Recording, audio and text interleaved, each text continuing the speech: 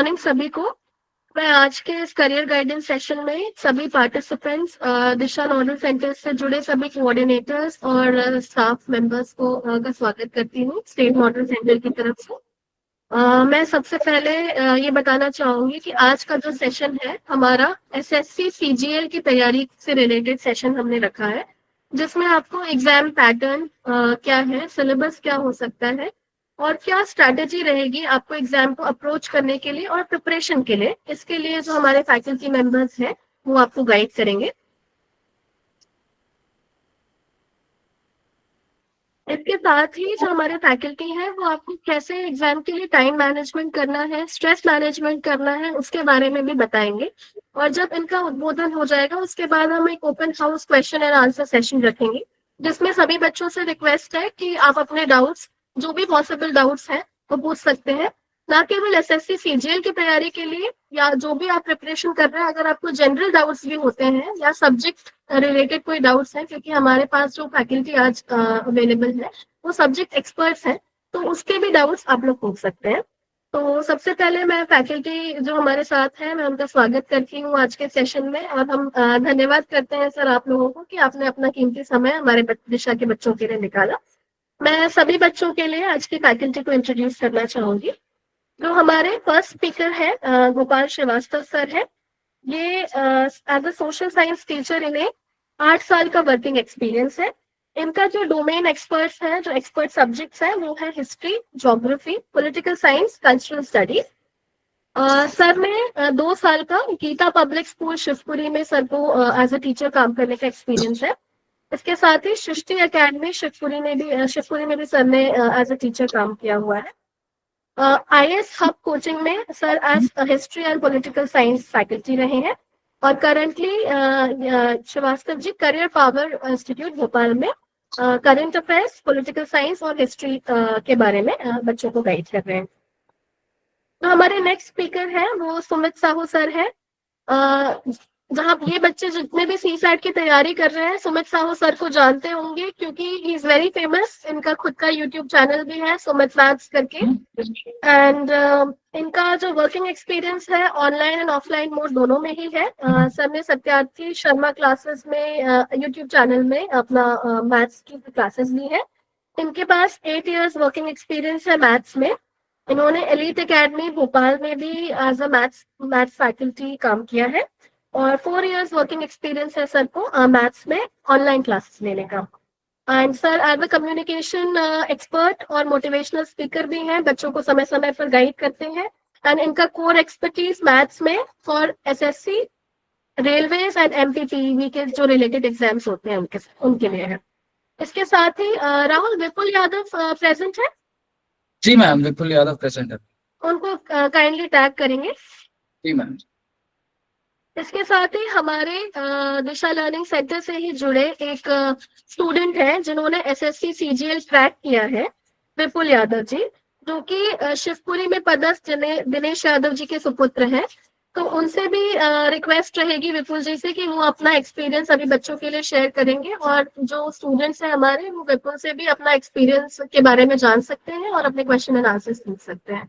अधिक समय न लेते हुए मैं फैकल्टी को इनवाइट करूंगी अपने सेशंस के लिए। Thank you ma'am. आप सभी को एक चीज बता दें कि आज का जो सेशन है that will be more focused on strategy, क्योंकि अभी जो सीजीएल का एग्जाम है वो 14 से राइट सर 13 तारीख से स्टार्ट होने वाला है। तो मैं चाहूंगा कि सर एक बार आप इस चीज पे ज्यादा फोकस करें कि जो भी बच्चे भी सीरियसली इस एग्जाम की तैयारी कर रहे हैं तो लास्ट मिनट टिप्स उनके लिए क्या हो सकती है। तो सर ज्यादा समय न लेते ही sir over to you. Thank you. सभी का स्वागत है, सभी को नमस्कार। मैं गोपाल श्रीवास्तव आप सभी का स्वागत करता हूँ। आज जो हमारा फोकस रहने वाला है, या मैं आपसे कहूँ कि आज जो हम स्ट्रेटजी बनाने वाले हैं, ये स्ट्रेटजी डिसाइड करेगी कि सिलेक्शन और नॉन सिलेक्टेड जो स्टूडेंट्स है उसके बीच में जो एक थिन लाइन है उसको आप किस तरीके से क्रॉस कर सकते हैं। लाइक जैसे आज 2 अगस्त को हम सब मिल रहे हैं, हम सब लोग बात करेंगे, आज डिस्कस करेंगे। आज यहाँ पे पीपीटी लाकर यहाँ पे सिर्फ और सिर्फ प्रेजेंटेशन करने का दिन नहीं है, हमारे पास इतना टाइम नहीं बचा है कि हम चीजों को लाके प्रेजेंट करें, चीजों को लाके इस तरीके से यहाँ पर बताएं कि आप ये करिए। ये समय नहीं बचा है हमारे पास जो समय है वो आज ये है कि ये लास्ट के जो 10 दिन है इन लास्ट के 10 दिन में हम क्या कर सकते हैं। क्या हम ऐसी कोई चीजें हम कर सकते हैं क्या कि जो हमें जो 140 130 पे आके हम रुके हुए हैं, ये हमें 150 की लाइन क्रॉस करवा सकता है क्या। साथ ही साथ अभी हाल ही में, जैसा कि आप सभी को पता है, एसएससी सीजीएल की जो एग्जाम कंडक्टिंग एजेंसी थी, अभी तक 2024 तक टीसीएस हुआ करती थी, अभी हाल ही में एडिक्विटी आ गई है। तो क्या इसका एग्जाम पे कोई इफेक्ट पड़ेगा क्या। जो अभी तक हम स्ट्रेटजी अपनाते आए थे, या हमने जो सिलेक्शन अभी तक जिस तरीके से लिया है, क्या उसमें कोई चेंजेस आ रहे हैं। तो जी हाँ, ये सारी की सारी चीजें हम लोग डिस्कस करने जा रहे हैं। मैं स्टार्टिंग करता हूं सबसे पहले लास्ट के 10 दिनों में से। आपका जो कोर स्कोरिंग सब्जेक्ट्स है, उस पर आपका फोकस होना चाहिए पूरा का पूरा। आप अगर सोचें कि जैसे भी करंट में मैं देखता हूँ, बच्चे सबसे बड़ी गलती क्या करते हैं, बच्चा लास्ट टाइम पे आके पूरा का पूरा फोकस लगा देता है अपना जीएस पे।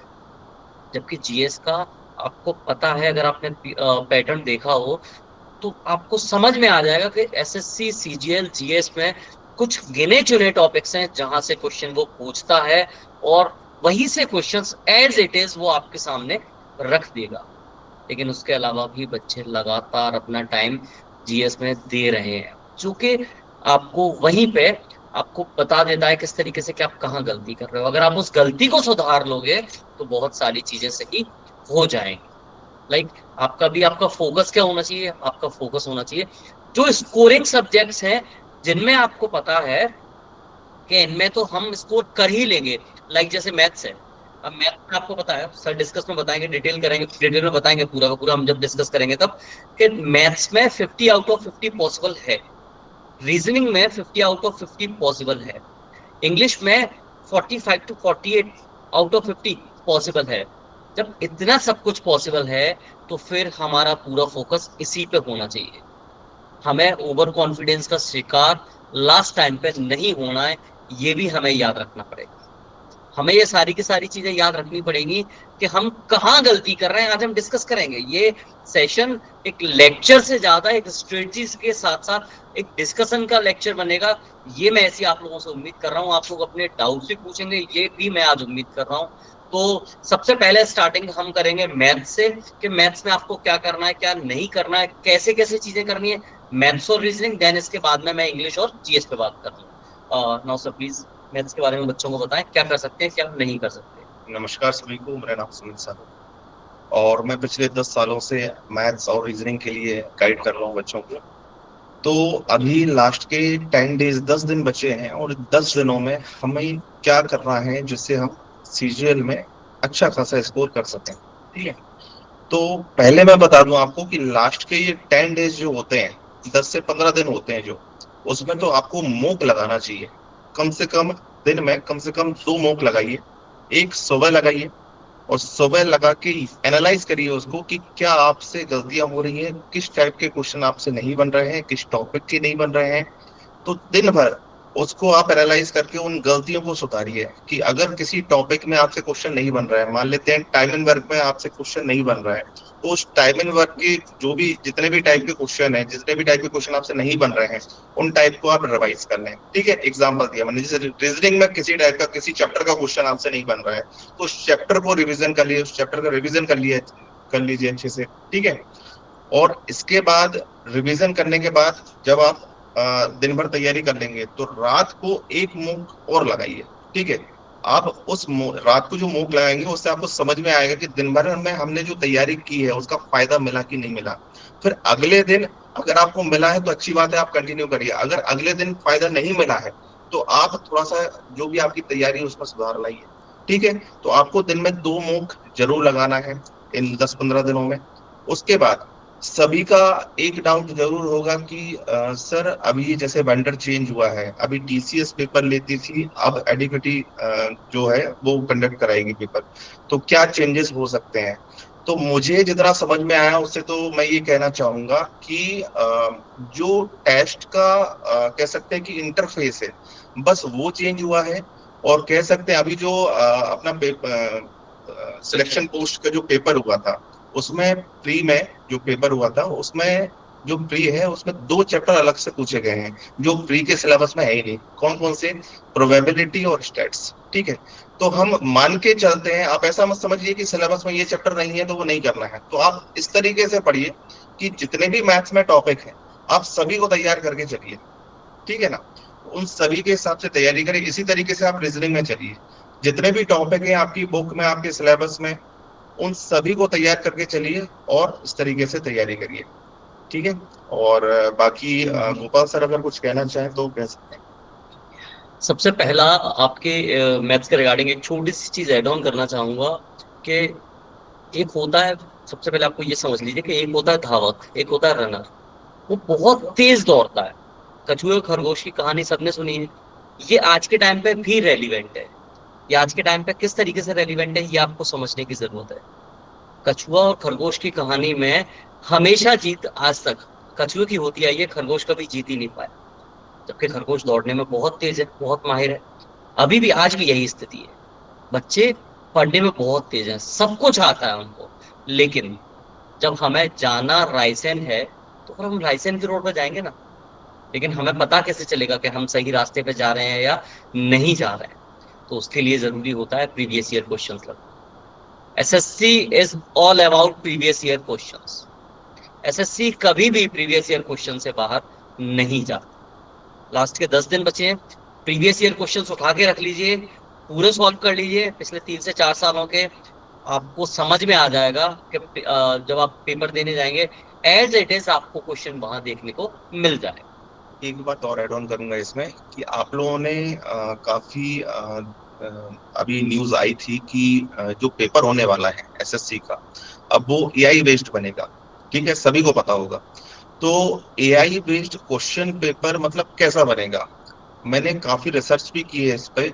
अगर आप एआई से कोई क्वेश्चन के लिए आप कोई प्रॉम्प्ट लिखते भी हो तो एआई प्रीवियस ईयर क्वेश्चन आपको उठा के दे देता है, ठीक है। तो इन बातों से हमें समझ में आता है कि अब एआई बेस्ड अगर पेपर बन रहा है तो हमें समझ में आता है कि जो भी क्वेश्चन पेपर बनेगा वो पूरे पीवाईक्यूज में से ही आएंगे। तो आपका सही मतलब आपका काम ये होना चाहिए कि जितने भी पीवाईक्यूज हैं 4-5 साल के एसएससी में पूछे गए हैं उन सभी पीवाईक्यूज को आप अच्छे से कर लें, क्योंकि सफल करके कहीं ना कहीं आपको वही पीवाईक्यूज डिजिट चेंज करके दे सकते हैं वो, ठीक है। तो इस तरीके से आप मैथ्स में भी, रीजनिंग में भी और बाकी के टॉपिक में भी आप इस तरीके से तैयारी की, पीवाईक्यूज जरूर लगाइए। तो प्रीवियस ईयर क्वेश्चंस वही माइलस्टोन है जो कि आपको बताता है कि आप क्या सही पाथ पे जा रहे हैं या नहीं जा रहे हैं। तो सबसे पहला आपका काम, लाइक जैसे मैंने अभी कुछ बच्चों से डिस्कस किया था, तो कुछ बच्चों का कहना होता है कि सर लास्ट के 10 दिन बचे हैं, क्या हमें पीवाईक्यूज इस टाइम पे लगाने चाहिए कि नहीं लगाने चाहिए? बल्कि मैं सीधा सीधा बोलूंगा, इस टाइम पे आप सब कुछ छोड़ दो।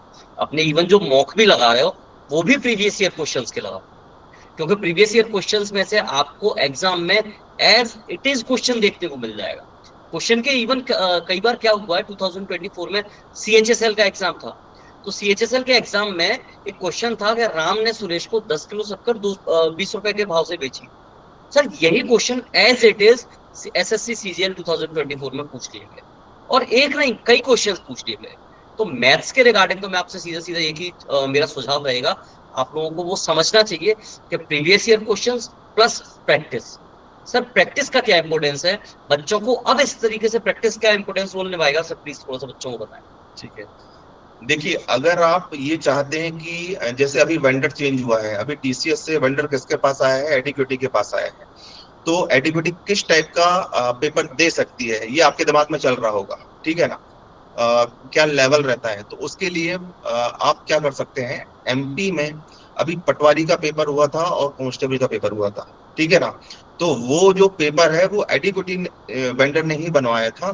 तो आप वो पेपर उठा के देख लीजिए, उन पेपर से आपको पता चल जाएगा कि किस टाइप के क्वेश्चन एडिक्विटी जो पेपर लेती है उसमें आते हैं, ठीक है। मैंने जहां तक देखा है कि हर टॉपिक में सिंपल क्वेश्चन नहीं आ रहे हैं, ठीक है, थोड़ा सा लेंदी करके क्वेश्चन पूछ रहे हैं। कोई भी टॉपिक हो, जैसे टाइम एंड वर्क है तो टाइम एंड वर्क में भी थोड़ा सा लेंदी टाइप के क्वेश्चन आ रहे हैं, ठीक है। तो आप वो पेपर उठा के देखिए एमपी पटवारी के और एमपी कांस्टेबल के, आपको समझ में आ जाएगा कि वो वेंडर किस टाइप के क्वेश्चन पूछे जाते हैं उसमें, ओके। चलिए, अब मैथ्स के ही रिगार्डिंग बात कर रहे हैं, तो मैथ्स में आप लोगों को एक बहुत अच्छी खबर मैं आज यहाँ पर दे देना चाहूंगा कि आज हम जिनको साथ में लेकर आए हैं सुमित सर को, जिनसे आप लोग इंट्रोड्यूस हो चुके हो, जो आपको डिस्कस कर रहे हैं चीजें, तो एक बात आपके लिए बहुत अच्छी खबर है कि सर को मध्य प्रदेश के मैथ्स पढ़ाने का अनुभव काफी लंबे समय से रहा है। 5 साल से सर ने एडुकेटी ही पढ़ाया है लगभग। तो आज के टाइम पे एडुकेटी के जो क्वेश्चंस हैं, सर को जैसा कि आप लोग चाहें तो यूट्यूब पे या इंस्टाग्राम पे कहीं भी आप सर्च करेंगे, तो सर एक बार थोड़ा सा अपने चैनल के बारे में बता दें, क्योंकि आपको डायरेक्टली क्वेश्चंस के बारे में यहाँ से हेल्प मिल जाएगी। आपको अलग से परेशान होने की आवश्यकता नहीं पड़ेगी। एज इट इज क्वेश्चंस आपको देखने को मिल जाएंगे, इस बात की श्योरिटी मैं आपको दे सकता हूँ। आप YouTube पर सर्च करेंगे सुमित मैथ्स भोपाल, तो एक YouTube चैनल मिलेगा, मेरी फोटो दिखेगी उस पर, मैथ्स बाय सुमित सर नाम से। तो उस पर आप कंटेंट चेक कर सकते हैं, मैंने कंटेंट डाला हुआ है और मैं अभी रेगुलर कर रहा हूँ उसको। कुछ वीडियोस मैंने अनलिस्टेड करके रखे हुए हैं, उसको भी मैं, जो भी क्वेश्चन पूछे गए हैं उसको भी मैं पब्लिक कर दूंगा आज की डेट में, तो वो क्वेश्चन भी आप देख सकते हैं टॉपिक वाइज। ओके, तो अच्छे से तैयारी करिए, लास्ट के 10 दिन बचे हैं, मॉक दीजिए, ठीक है, और मॉक का एनालिसिस जरूर करिए, ठीक है। एनालाइज करने से आपको पता चलता है कि आपकी कितनी तैयारी हुई है। आपको जैसे मॉक दिया सुबह, आपको पता चला कि यार ये टॉपिक नहीं बन रहा है हमसे, तो उस टॉपिक पे दिन भर तैयारी करिए। जरूरी नहीं सिर्फ मैथ्स पे, हर टॉपिक की को एनालाइज करिए आप, और सभी सब्जेक्ट का जो भी गलतियां हो रही हैं, जिसमें आपके नंबर कट रहे हैं, मार्क्स कट रहे हैं, उनको आप अच्छे से तैयार करिए और रात को फिर से मॉक दीजिए। अगर आपकी तैयारी में सुधार आता है तो इसको कंटिन्यू करिए, अगर नहीं आता है तो थोड़ा सा जैसे आप किसी बुक से पढ़ रहे थे या किसी नोट से पढ़ रहे थे, उस नोट्स को चेंज करिए, उस बुक को चेंज करिए, ठीक है, तो आपके मार्क्स जरूर बढ़ेंगे। ठीक, तो ये आपको एक अच्छी खबर भी आप लोगों के लिए है कि आप चाहें तो यहाँ पर ये सारी की सारी चीजें आप चैनल भी देख सकते हैं। तो आपको फ्री ऑफ कॉस्ट कंटेंट पड़ा हुआ है वहां पर, तो उसका भी आप फायदा ले सकते हैं। तो एग्जाम में एसएससी सीजीएल में मैथ्स में आपको प्रॉब्लम नहीं आएगी, ये आपको लगभग एक श्योरिटी मिल जाएगी। सर आपका भी अगर आप सर यूट्यूब चैनल का अगर बता पाते तो। मेरा YouTube channel Gopal study zone है, और मेरा यूट्यूब का एक्चुअली क्या है कि थोड़ा सा भी करंट वो क्रांतिकारी माहौल में बना हुआ है, क्योंकि वो बच्चों के लिए है प्रॉपर तरीके से। साथ ही साथ उस पर शॉर्ट्स डाले गए हैं। किस चीज के रिगार्डिंग शॉर्ट्स डाले जाते हैं? जो एग्जाम में फ्रीक्वेंटली क्वेश्चन पूछे जाते हैं। मेरा एक कंसेप्ट बनाया मैंने कि बच्चे के पास टाइम है या नहीं है, सर वो पूरी तैयारी कर रहा है, लेकिन अगर उसको 1 मिनट भी अगर इस चीज के रिगार्डिंग मिलता है कि वो फ्री बैठा हुआ है या कुछ काम कर रहा है, तो 1 मिनट में अगर उसको चाहिए, तो 1 मिनट में अगर कोई कंसेप्ट क्लियर करना है, तो वो इस चैनल के माध्यम से आपको वो कंसेप्ट भी क्लियर कर दिया जाएगा। तो आप ये दोनों चैनल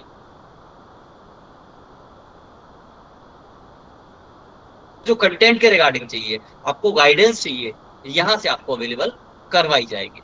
अब साथ ही साथ सर हम बात करते हैं मैथ्स के अलावा सेम कंसेप्ट। अच्छा, एक बात और याद रखिएगा, मैथ्स के साथ साथ यही चीज एज इट इज रीजनिंग में होती है। दोनों में कोई भी डिफरेंस किसी प्रकार से नहीं है। जी सर, एक बात और ऐड करना चाहूंगा सर, आप लोगों की हम किस तरीके से हेल्प कर सकते हैं। आप इस YouTube चैनल के माध्यम से मान लेते हैं कोई भी वीडियोस देखते हैं, तो कमेंट करके बताइए कि आपको किस टाइप का कंटेंट चाहिए, उस कंटेंट हम प्रोवाइड करने की पूरी कोशिश करेंगे, ठीक है। आपको अगर PYQ चाहिए, PYQs की पूरी सीरीज चला दी जाएगी, ठीक है, तो आप लोग कमेंट करिए, आपको पूरा कंटेंट दे दिया जाएगा। ये एक आप लोगों के लिए एक अच्छा अनाउंसमेंट सर की तरफ से किया जा रहा है। अभी लास्ट में इस पे भी डिस्कस करेंगे। तो सर मैथ्स के रिगार्डिंग अच्छा चलिए, मैथ्स और रीजनिंग में अभी अगर इसके रिगार्डिंग कोई क्वेश्चन है सर अभी लेना है, या फिर हम लास्ट के सेशन में लास्ट में लेंगे? सर ले, अगर बच्चे पूछते हैं तो आप ले भी सकते हैं साथ साथ, और बच्चों के जो भी डाउट्स वगैरह सर प्लीज आप थोड़ा सा बच्चों से आप कर सकते हैं डिस्कस। हम इसको पूरा का पूरा एक इंटरेक्टिव बनाते हैं। जी, आप सभी से एक रिक्वेस्ट है कि जिस किसी भी बच्चा जो भी इस एग्जाम की स्पेसिफिकली तैयारी कर रहा है, तो अगर उनको किसी भी प्रकार है या आखिरी में क्या करना चाहिए या कैसे अपने मार्क्स को थोड़ा बहुत बढ़ाया जा सकता है आखिरी के 10-15 दिनों में, तो आप बिल्कुल हमारे पास जो रिसोर्स पर्संस बैठे हुए हैं, यू कैन डायरेक्टली आस्क और पूछ सकते हैं, अपने डाउट्स को आप एड्रेस करवा सकते हैं थ्रू आवर एक्सपर्ट पैनल। अभी मैथ्स और रीजनिंग के ले लेते हैं, और इसके बाद में जैसे ही हमारा ये वाला डिस्कशन खत्म होगा, हम जीएस और इंग्लिश के बारे में बात करेंगे। जो भी डाउट्स है आप लोग पूछ सकते हैं। आप सर नमस्कार सर, आवाज आ रही है श्रीमान? आ रही है? सर पहले सर टीसीएस कंपनी थी इंचार्ज, परीक्षा इंचार्ज, और अब एडीक्यूटी है सर ये परीक्षा इंचार्ज। तो सर इन दोनों के पैटर्न में अंतर तो नहीं आया है सर? हमारे विद्यार्थी बता रहे हैं कि परीक्षा में ऊटपटांग प्रश्न पूछे जा रहे हैं, आउट ऑफ सिलेबस पूछे जा रहे हैं। तो ये बाधा सर बड़ी दुखदाई हो रही है, बच्चों का मनोबल गिर रहा है सर। ऐसे में क्या किया जाए सर? देखिए, ऊट पटांग क्वेश्चन तो मैं कहता हूं कि जैसे एडीक्यूटी ने एमपी पटवारी में भी दिए थे और एमपी पुलिस के एग्जाम में भी दिए थे, लेकिन हमें उस हिसाब से तैयारी करना चाहिए। जैसे आपने बोला ना कि डिफरेंट टाइप की वेंडर चेंज हो गया है, पहले टीसीएस ले रही थी, अब एडीक्यूटी ले रही थी। तो मैंने आपको उसका सॉल्यूशन बताया कि आपने अगर एडीक्यूटी का सिलेबस समझना है, किस पैटर्न समझना है, तो आप एमपी पटवारी और एमपी कांस्टेबल के पेपर उठा के देखिए, ठीक है, वहां से आपके पूरे डाउट्स क्लियर हो जाएंगे। परीक्षा पैटर्न में तो अंतर नहीं है ना सर? बिल्कुल भी वही है जो टीसीएस का लागू था।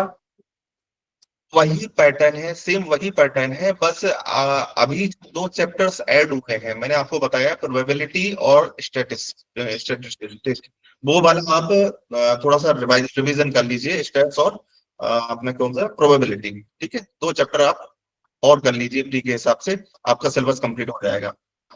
पैटर्न में कोई चेंज नहीं है। जो बदलाव हुआ है वो सिर्फ इतना सा हुआ है, देखिए मैथ्स में कभी भी कोई भी एजेंसी आ जाए वो मैथ्स में कभी बदलाव कर ही नहीं सकती। सिंपल इंटरेस्ट चाहे कोई सी भी कम एजेंसी आए, वो सिंपल इंटरेस्ट उसी तरीके से निकाला जाएगा जिस तरीके से आज तक निकाला जा रहा है, उसको तो बदलाव नहीं कर सकते।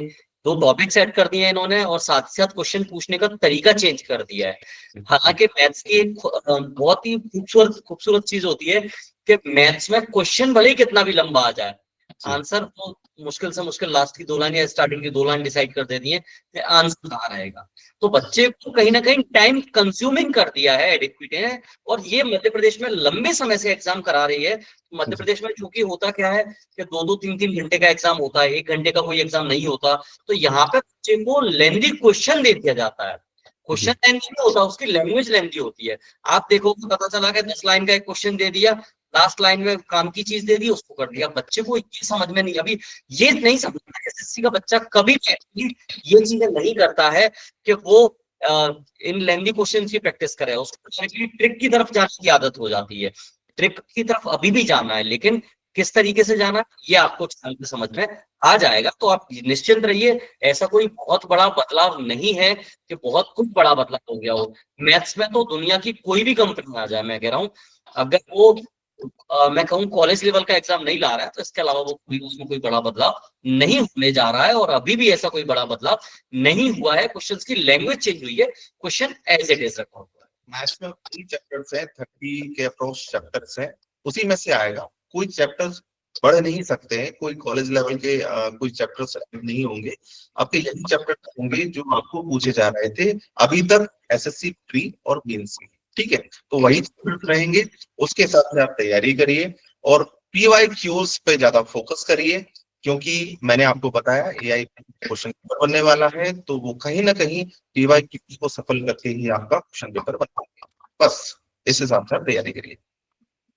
शेडोल जैसा अगर आपने एड्रेस दिया हुआ है, पूछिए क्या प्रश्न है आपको। शेडोल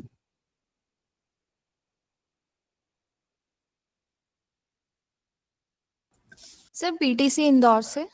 जी जी पूछिए। हाँ सर, मुझे ये पूछना है कि जो बच्चे अभी बिगनर हैं, जो मतलब तैयारी इसकी स्टार्ट करना चाहते हैं, तो सर उनके लिए आप बता सकते हैं कि वो कैसे अपनी तैयारी को स्टार्ट करें, वो कैसे अपने सब्जेक्ट को डिवाइड करें कि वो क्या मतलब कौन सा सब्जेक्ट, किन किन सब्जेक्ट को साथ में लेके वो पढ़ सकते हैं। और सर सेकंड क्वेश्चन ये है कि हमारे यहाँ से कुछ बच्चों ने एसएससी एमटीएस का भी फॉर्म भरा है, तो वो एसएससी सीजीएल और एमटीएस में क्या डिफरेंस है और वो कैसे दोनों को एक साथ तैयारी कर सकते हैं?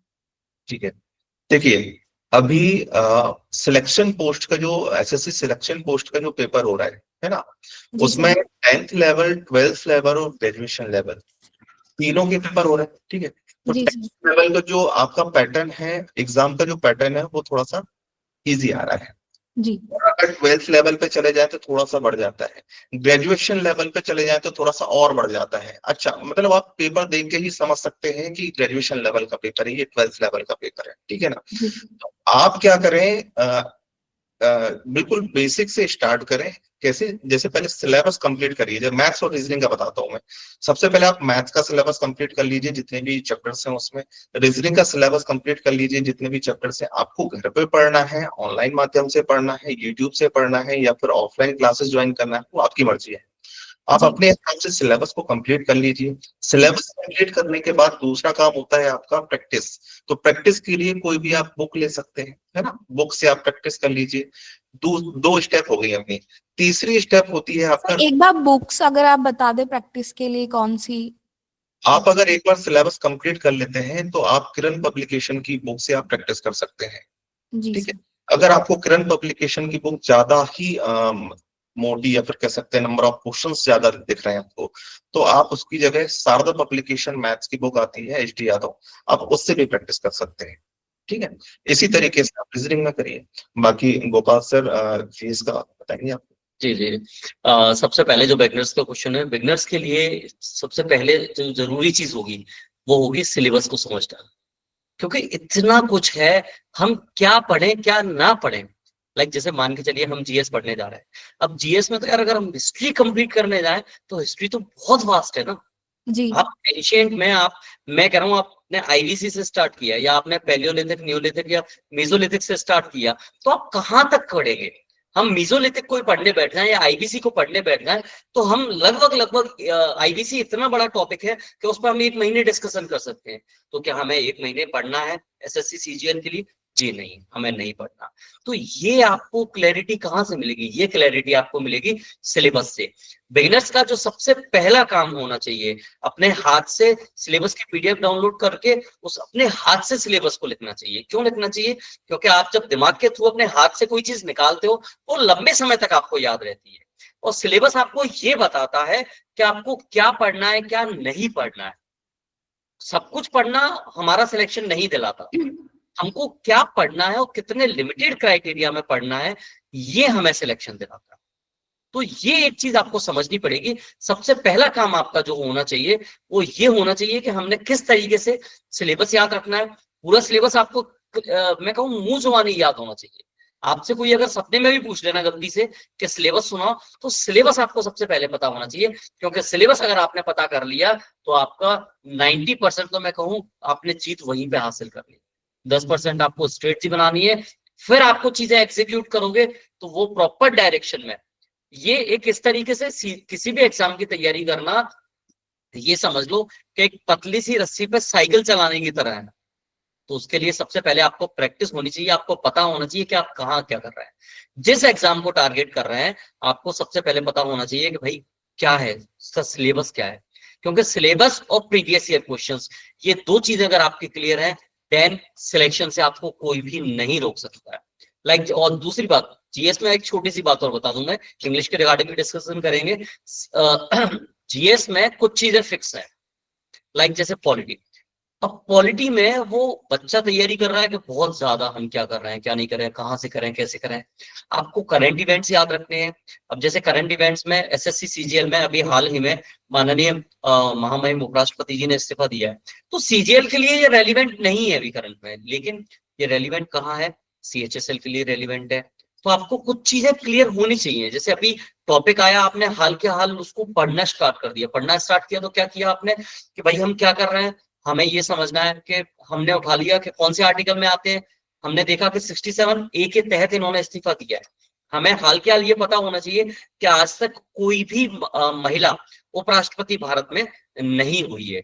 हमें हाल के हाल ये समझ में आ जाना चाहिए कि इलेक्शन कमीशन ऑफ इंडिया जो कि इनके इलेक्शन कराएगा, 9 सितंबर को इन्होंने अनुमति दे दी है कि अभी आपको इलेक्शन कराए जाएंगे।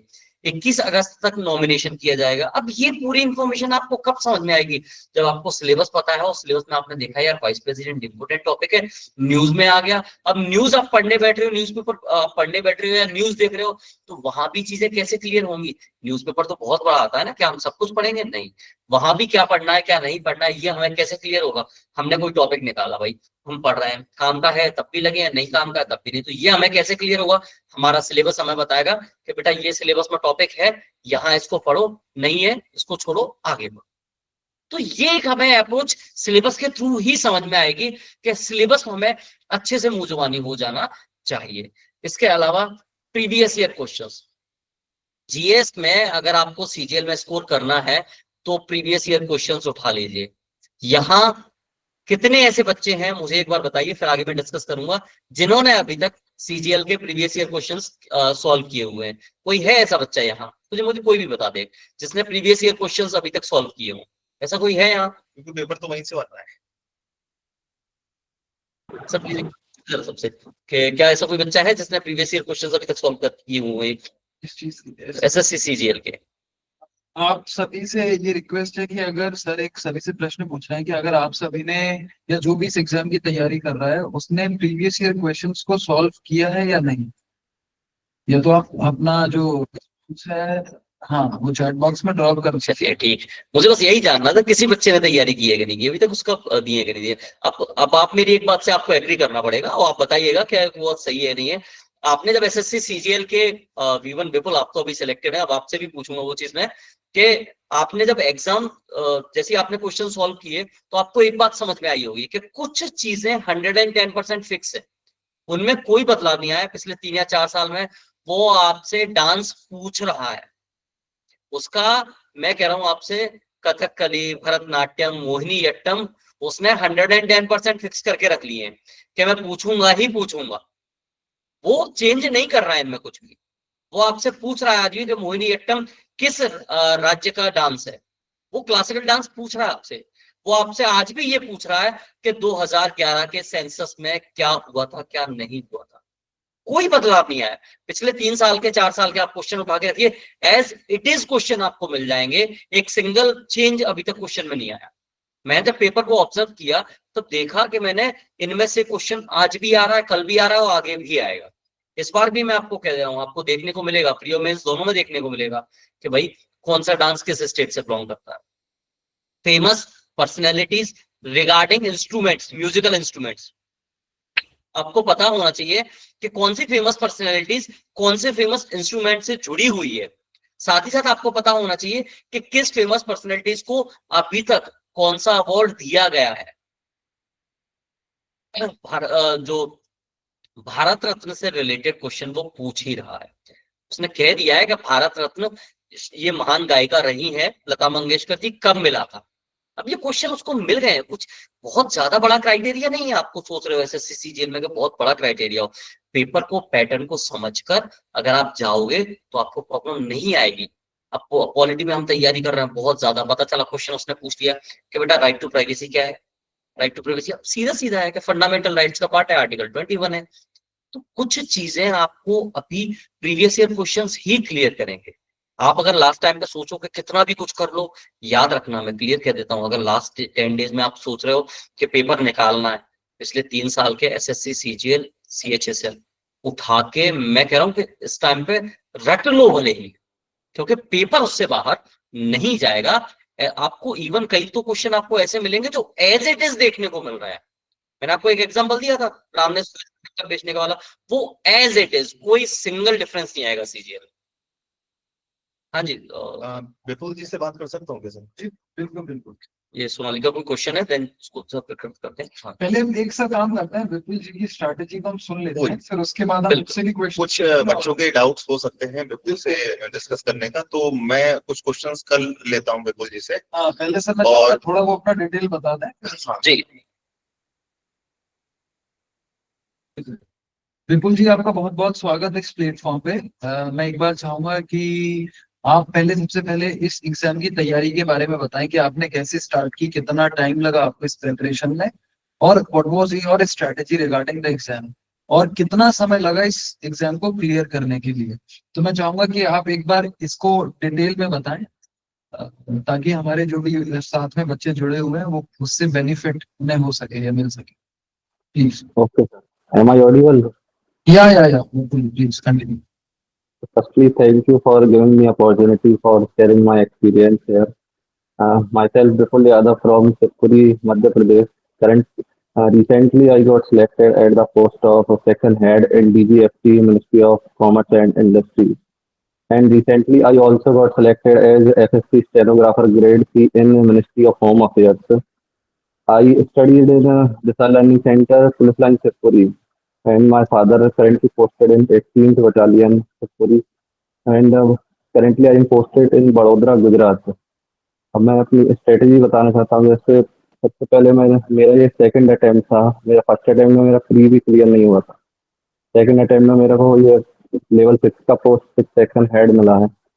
और जो स्टार्टिंग तो जो प्रिपरेशन बताने से पहले जैसा कि सर ने बोला PYQ इम्पोर्टेंट है बहुत, तो मेरा भी सेम वही था। पहले तो सिलेबस देखें, तो सिलेबस को कवर करें और फिर जब PYQ से अपन को पैटर्न पता पड़ता है किस तरह के क्वेश्चन पुटअप किए जाते हैं। क्योंकि सिलेबस सब लोग कवर करते हैं, पढ़ाई सब करते हैं, पर सिलेक्शन सभी का नहीं होता। हाँ, तो मेन होती है स्ट्रेटेजी। स्ट्रेटेजी भी सबकी सेम नहीं, सबकी अपनी अपनी होती है। जैसे इसमें है कंसिस्टेंसी मस्ट है। पर्सनली मैं अपने सोर्सेज की बात करूँ जहाँ से मैंने पढ़ा है, जैसे फर्स्टली है मैथ्स। तो मैथ्स में दो है, अर्थमेटिक एंड एडवांस। जैसे मैंने एडवांस है तो एडवांस मैंने पवन राव सर से कवर किया है। और अर्थमेटिक है तो मैंने वो इवन कोचिंग सेंटर एक यूट्यूब पर है, उस पर वो भूतेश सर पढ़ाते हैं, मैंने उनको फॉलो किया है। और जो PYQ है, PYQ के लिए आप किरण की बुक भी फॉलो कर सकते हैं जैसे सर ने बोला, और एक पिनेकल की आती है, वो पिनेकल भी कर सकते हैं। दोनों सेम है, दोनों में PYQ है। PYQ मस्ट है SSC में। तो पीछे जो आप देखोगे, पीछे के क्वेश्चन सॉल्व करके तो वही सेम, और फिर देखोगे तो वो पैटर्न वही चला आ रहा है। अभी जैसे 2024 का भी मैंने एग्जाम दिया तो उसमें भी वही PYQ हेल्पफुल है वो बहुत। और फिर अगला जैसे रीजनिंग की बात करें तो रीजनिंग में भी सेम, जो इवन कोचिंग सेंटर का यूट्यूब चैनल है, उस पर जो कमल सर हैं उनसे मैंने रीजनिंग पढ़ा है मैंने। और रीजनिंग तो मतलब जैसे अपन मैथ्स कवर करते हैं तो रीजनिंग उतना टफ नहीं लगता है। रीजनिंग सबसे इसमें जो चारों चीजें हैं जो इसमें, जैसे maths, reasoning, English and GK, reasoning सबसे स्कोरिंग सब्जेक्ट है। मतलब इसमें आप कम मेहनत करके ज्यादा स्कोर कर सकते हो रीजनिंग। हाँ, और जो अगला जैसे इंग्लिश है, इंग्लिश की बात करें तो इंग्लिश में आती हैं 3 चीजें आती हैं, ग्रामर है, वोकेब है और कॉम्प्रिहेंशन। तो ग्रामर जो है, ग्रामर तो वही है जो अपना पढ़ते हैं नॉर्मल, और इसमें spotting the error, fill in the blank, इस टाइप के क्वेश्चन बनते हैं। तो पहले ग्रामर के लिए आप कोई भी एक टीचर पकड़ सकते हैं। ग्रामर के सारे टीचर बेस्ट हैं जितने भी हैं प्लेटफॉर्म पर। जैसे मैं पर्सनली मैंने रानी मैम को फॉलो किया है, रानी मैम से पढ़ा है। और बात वोकेब की करें तो वोकेब भी सेम प्रीवियस ईयर रिपीट होती है, तो एक ब्लैक बुक आती है, तो आप ब्लैक बुक को फॉलो कर सकते हो, इजीली उससे हो जाएगी ब्लैक वो वोकेब कवर हो जाएगी। और फिर अगला है कॉम्प्रिहेंशन। कॉम्प्रिहेंशन का पूरा अंडरस्टैंडिंग के लेवल है, अंडरस्टैंडिंग के ऊपर है, जैसे जितना कितना आपको समझ में आता है कोई भी चीज़ जो लिखी है। तो कॉम्प्रिहेंशन के लिए पहले तो आप रीडिंग जरूरी है उसके लिए। तो रीडिंग के लिए मैं बोलना चाहूँगा, जैसे स्टार्टिंग में तो न्यूज़पेपर बोरिंग सा लगता है। हेलो, हाँ, जी बिल्कुल जी बिल्कुल। जैसे जो कॉम्प्रिहेंशन स्टार्टिंग में तो बोरिंग सा लगता है, जैसे न्यूज़पेपर की आदत नहीं पड़ पाती। तो स्टार्टिंग में जो आपका मन करता है रीड करने का, आप उसे पढ़ सकते हो। जैसे मेरे को बुक्स पढ़ना अच्छा लगता है, तो ऐसे बुक पढ़ने की जरूरी नहीं कि कुछ भी बस इंग्लिश की होनी चाहिए, उसको पढ़ लो। जैसे स्टार्टिंग में उसके पढ़ने के बाद धीरे धीरे हैबिट बनती है, तो न्यूज़पेपर पे आप आ सकते हो। जैसे मैंने जो कॉम्प्रिहेंशन में एक इंग्लिश माध्यम करके चैनल है, जो टेलीग्राम पर भी मिल जाएगा, रेगुलर रेगुलर एक PDF देता है, उसमें वो आर्टिकल देता है, उसी पे बेस्ड 25 क्वेश्चन बनाता है। उस सॉल्व करने से आप कॉम्प्रिहेंशन अच्छा कर सकते हो। इंग्लिश का तो ओवरऑल ये है। और तो PYQ प्रैक्टिस है इसमें। पर जीके है तो जीके मैंने परमार सर से कवर किया है, जो भी परमार सर है उनसे सिलेबस किया, और उनका भी जो PYQ से वो भी बहुत ज़्यादा फेमस है, वो उससे भी कवर किया। और फिर उसके बाद है, जैसे अभी मैं ये बिगिनर के लिए था, जैसे जो स्टार्टिंग से प्रिपरेशन करते हैं उनके लिए है, जो सिलेबस इस टाइप से कवर कर सकते हैं। अब जैसे बात करते हैं मॉक देने की, तो जैसे आपका 50% भी सिलेबस कवर हो जाता है तो आप मॉक दे सकते हो। हाँ, मतलब मॉक स्टार्टिंग में तो आपका स्कोर कम ही आएगा, तो जैसे कम आए तो उससे डीमोटिवेट नहीं होना। हाँ, इससे बस जो मिस्टेक है उससे सीखना है, और मॉक में मार्क्स तो ऊपर नीचे तो होता रहता है, आपको परसेंटाइल पर फोकस करना है कि परसेंटाइल आपको कंपटीशन में दिखाता है आप कहाँ स्टैंड करते हो। मेन वही है आपको यहाँ, और जो बच्चे हैं उनको एलिमिनेट करके आगे निकलना है उससे। परसेंटाइल पर फोकस करना चाहिए और क्या मार्क्स की वजह। और जब आप अभी एक क्वेश्चन भी पूछा था, जैसे एनटीएस और सीजीएल है तो उसके लिए अलग स्ट्रेटेजी है। जैसे आप एक बार सिलेबस कवर कर लेंगे तो एसएससी के आप सारी एग्जाम और भी क्रैक कर सकते हो। जैसे एसएससी सिक्स एग्जाम कराती है घंटे, तो मैंने भी सारे में अपियर हुआ था, मैंने 5 मैंने क्रैक करे थे, 5 के फर्स्ट स्टेज मैंने क्लियर करी। एक बार सिलेबस कवर करो, मतलब बीच में ऐसे, बीच में जो आप बीच में फॉर्म भर देते हैं तो बीच में डिस्टर्ब नहीं होना है अपना। एक बार सिलेबस सही से कवर करें, पीवाईक्यूज कवर करें, उसके बाद एग्जाम में अपियर होंगे तो सारे ही क्रैक हो जाते हैं। मतलब सिलेबस तो सबका सेम ही है, बस पैटर्न अलग अलग है, जो मार्क्स का वेटेज है बस वही वही डिफरेंट है। और जो जैसे अभी जो जो सीपीएल का एग्जाम है अभी 2025 का, 10 दिन के लिए लास्ट का, तो अभी जैसे रिवीजन ही कर सकते हो, और डेली का एक मॉक दो और उसको एनालाइज करो। और जो है क्या बोलते हैं, जो जो आपने जो कॉपी बनाई होगी जिसमें आपके क्वेश्चन गलत होते होंगे, उनको अभी देखो इस टाइम पे, और इस टाइम रिवीजन ही जरूरी है, कोई भी नया पढ़ने की जरूरत नहीं है। और मॉक है तो आप पीवाईक्यू वाले लगा सकते हो, पीवाईक्यू वाले जो कॉन्फिडेंस भी आता है उससे, वो आप लगा सकते हो। तो जैसे बिगिनर के लिए बोलना चाहूंगा मैं कि जैसे आप जब मॉक देना चालू करो तो एक कॉपी अलग से जरूर ऐसी बनाओ जिसमें आपके क्वेश्चन गलत होते हैं, वो वाले आप नोट करो कि ये वाला क्वेश्चन गलत क्यों हुआ, मतलब सिलेबस करने के बाद भी क्वेश्चन नहीं बना तो ऐसा क्या था उसमें, उसको आप अलग से कॉपी बना सकते हो। तो बाकी ये और किसी को जो डाउट हो तो वो बोल सकते हैं। विपुल जी, मैं एक क्वेश्चन पूछना चाहूंगा आपसे। हाँ सर। जैसे बच्चों का प्री का पेपर आ रहा है 13 तारीख से, हाँ सर। तो उनको क्या स्ट्रेटेजी रखना चाहिए प्री में? जैसे हम देखें तो प्री में मिनिमम हमें 150 मार्क्स प्लस लाना है, तब जाके हाँ हम सर। क्वालिफाई कर पाएंगे।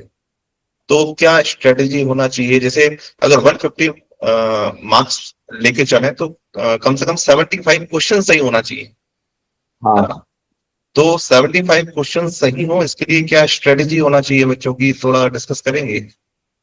आपकी क्या हाँ जी। स्ट्रेटेजी मैथ्स रीजनिंग चाहिए इंग्लिश के लिए? जैसे सब्जेक्ट वाइज अटेम्प्ट पूछ रहे सर आप? जी। हाँ, जैसे सब्जेक्ट वाइज अटेम्प्ट तो मेरा जैसे सबका अटेम्प्ट करने का तरीका भी अलग होता है, जैसे कोई कैसे स्टार्ट करता है। जैसे मेरा था, मैं पहले रीजनिंग करता था, तो उसके बाद इंग्लिश और जीके, देन लास्ट में। लेकिन कई लोग गलती ऐसे कर देते हैं कि मैथ स्टार्टिंग में उठा लिया और फिर उसमें वो टाइम दे देते हैं, तो फिर बाद में टाइम नहीं बचता है और स्ट्रेस बढ़ जाता है। ये चीज होती है। और जो मार्क्स की बात करें तो ऐसे अपना ऐसे टारगेट तो बना के नहीं जाना चाहिए कि यार कि आप कितने मार्क्स मेरे को तो इतना स्कोर ही करना, कि कभी क्या पता आपकी शिफ्ट आपकी डिफिकल्ट आ गई तो आपको स्ट्रेस हो जाएगा। जैसे मैं जैसे सोचा कि मैथ्स में मेरे को फुल मार्क्स करना है या 45 लाना है, और वहाँ पता चला कि मेरे से 20 क्वेश्चन ही बन रहे हैं, तो ऐसे स्ट्रेस हो जाता है। हाँ, तो और जो है मतलब अटेम्प्ट करने का जो स्किप करना भी एक जरूरी है, स्किपिंग भी एक अच्छी स्ट्रेटेजी है, स्किपिंग करना भी। जैसे कोई रीजनिंग भी आपने अटेम्प्ट किया, जैसे आपको 30 सेकंड हो गए, कोई क्वेश्चन आपको लग रहा है कि नहीं बन रहा, तो उसको आप छोड़ के आगे बढ़ो, ना कि उसमें टाइम वेस्ट करते रहो। ये बहुत जरूरी है टाइम मैनेजमेंट में। जैसे मैंने भी और क्या जो टाइम बना रखा था, जैसे 25 क्वेश्चन है रीजनिंग में, मैं मैक्सिमम 10 to 12 मिनट्स देता था, उसके बाद मैं छोड़ देता था। और अगले अगले जैसे इंग्लिश पे चला जाता था। हाँ, इंग्लिश भी और क्या, जो आता है इंग्लिश में तो जो आता है तो आता है, और फिर नहीं तो just करते चले जाओ। और जीके तो फिर और कम टाइम में अटेम्प्ट हो जाता है। लास्ट में ये है कि आपके पास टाइम बचता है तो थोड़ा कॉन्फिडेंस भी रहता है, तो उससे भी क्वेश्चन जो नहीं बन रहे होते हैं वो भी बाद में बन जाते हैं, ऐसा होता है। और जैसे पर्टिकुलर बात करें तो जैसे जो अटेम्प्ट करते हैं रीजनिंग में, तो ऐसा टारगेट तो नहीं कि ऐसा बस सोचते हैं कि फुल स्कोर हो जाए, फुल स्कोर करने की सोचता है। फिर तो थोड़ा बहुत रह जाए तो वो पैटर्न समझ में नहीं आए तो वो बात के लिए छोड़ दो, बेस्ट तो पूरा अटेम्प्ट कर दो। और जो मैथ्स है, मैथ्स में भी अगर आप सिलेबस पूरा कंप्लीट है तो आपका स्ट्रेटेजी वही होनी चाहिए कि मैं पूरा अटेम्प्ट करूँ मैथ्स में। और इंग्लिश है, इंग्लिश में तो सब नियरली सभी पूरे अटेम्प्ट करते ही हैं। तो ग्रामर ग्रामर सबने पढ़ी ही है। वोकेबुलरी के मोस्टली पीवाई की आती है, तो वोकेब में क्या यहाँ आता नहीं है आपको, वहाँ तो पॉजिटिव और नेगेटिव वाला लगाते हैं कॉन्सेप्ट। जैसे आपको बर्ड कोई समझ में क्लियर मीनिंग नहीं पता उसका, पर आपको पता है कि ये पॉजिटिव सा लग रहा है मेरे को, फिर उसको सिनोनिम पूछा है, सिनोनिम में आप एलिमिनेट करके कोई भी टिक लगा सकते हो। मतलब इंग्लिश में आप रिस्क ले सकते हो इतना, जो जो गैस करने का 50-50 है, उसमें 2 ऑप्शन एलिमिनेट करती है ऐसे। अब लास्ट जीके, तो जीके में एक्यूरेसी डिपेंड करती है, और जो बाकी 3 सेक्शन है उसमें मैं कहूँगा कि आप फुल अटेम्प्ट कर भी सकते हो अगर आपको आता है और गैस भी करना। जीके जीके में एक्यूरेसी पे डिपेंड रहता है, तो जितना आपको आता है उतना ही करो। और जो ऑप्शन एलिमिनेट है, मोस्ट तो ऑप्शन एलिमिनेशन से भी कवर हो जाते हैं बहुत से क्वेश्चन। जरूरी नहीं कि आपको नॉलेज हो उसकी, आपने एलिमिनेट कर दिए तो भी आपको आंसर मिल जाते हैं। ये है। तो आपकी स्ट्रेटेजी ये रहती है, जहां तक मुझे समझ में आया, कि आप स्टार्ट करते हैं, क्वेश्चन पढ़ते हैं, अगर 5 से 6 सेकंड में अगर क्वेश्चन समझ में आ रहा है और ज्यादा लेंथ समझ में नहीं आ रहा है और ज्यादा लेंथी भी है, तो आप स्किप कर देते हैं, जिससे स्टार्टिंग में टाइम वेस्ट ना हो और आप अगले क्वेश्चन पर आ जाते हैं। ठीक है, तो 1 गो में आप कंप्लीट करते हैं जो भी आपसे स्पीड से बनते जा रहे हैं, और सेकंड गो में आप जो जिसमें टाइम लग रहा है उनको सॉल्व करते हैं। हाँ सर, और सर जो 2 गो में पेपर, और कोशिश ये होती है कि 50 to 55 मिनट्स में हो जाता है, कि 5 मिनट जो बचे हैं उसमें आप थोड़ा अपना देख लो, जो क्वेश्चन नहीं बने थे वो भी कर सको आप। जी बिल्कुल जी, और बच्चों की जो डाउट्स वगैरह हैं वो पूछ सकते हैं। हाँ सर। बिल्कुल जी, एक प्रश्न है बच्चे का कि मान के आपको इस प्रिपरेशन के दौरान कितना टाइम लग गया, जब आप फ्रेशर थे और जब फाइनल सिलेक्शन तक कितना समय लग गया इस टोटल जर्नी? मेरा सेकंड अटेम्प्ट में हुआ है, तो मेरा 2023 का अटेम्प्ट मैंने 6 मंथ ही पढ़ा था, तो तब मेरा वो प्री भी नहीं क्लियर हो पाया था, मेरा 0.5 मार्क्स से प्री रह गया था। पर उसके बाद जो 2024 वाला हुआ तो 1 साल इसमें लग गया, और 6 मंथ तो 1.5 ईयर इतना। 1.5 ईयर्स आपको लगे इस एग्जाम को कंप्लीट क्लियर करने में, पूरी प्रोसेस? हाँ हाँ सर। थैंक यू विपुल जी, अभी आप बने रहिएगा, अभी बच्चे जैसे जैसे डाउट पूछेंगे उसके बाद मैं चाहूंगा कि हमारी फैकल्टी और आप एड्रेस करें उन क्वेश्चंस को। अभी सर एक क्वेश्चन है सोनाली चौहान का। सोनाली चौहान ने क्वेश्चन किया है कि पैटर्न चेंज हो रहा है और स्टेटमेंट बेस्ड जो क्वेश्चन आ रहे हैं, तो अभी जो एडिक्विटी वेंडर चेंज हो गया, ये तो आपको पता है, ठीक है। और एमपी पटवारी और एमपी कांस्टेबल के रीजनिंग के क्वेश्चन उठा के देखोगे ना, तो स्टेटमेंट कंक्लूजन के बहुत सारे क्वेश्चन मिलेंगे, मतलब हर एक सेट में 4 से 5 क्वेश्चन तो मिलेंगे ही मिलेंगे। तो ये टॉपिक तो कर जाना, ठीक है। सोनाली जी, आपके क्वेश्चन का आंसर मैंने दे दिया है। और सोनाली को एक छोटी सी बात मैं और बता देता हूँ। सोनाली, ये जो क्वेश्चन का तरीका है मैं फिर से बता देता हूँ, ये सिर्फ और सिर्फ आपको एक तरीके से मैं कहूँ कि डराने का एक तरीका होता है, क्योंकि वो अब आपके दिमाग से खेलता है। एग्जाम अभी तक जिस तरीके से सीजीएल में चल रहा था कि आपको डायरेक्टली क्वेश्चन पूछ दिया, डायरेक्टली आपने आंसर दे दिया, 2 लाइन का क्वेश्चन भी नहीं होता था सीजीएल में अब तक, और खत्म कर देते थे वो। तो अब की बार क्वेश्चन लेंथी रहेगा, लेकिन क्वेश्चन लेंथी होने से क्वेश्चन का जो मैं कहूँ एक तरीके से निचोड़ है या उसका जो मूल है वो नहीं बदलता। क्वेश्चन वही आज भी सिंपल है, लाइक जैसे यूपीएससी के बेस्ड पे, स्टेटमेंट बेस्ड पे दे दिया, तो ऐसा नहीं है कि उससे कुछ बहुत ज्यादा डिफरेंस क्रिएट हो जाए।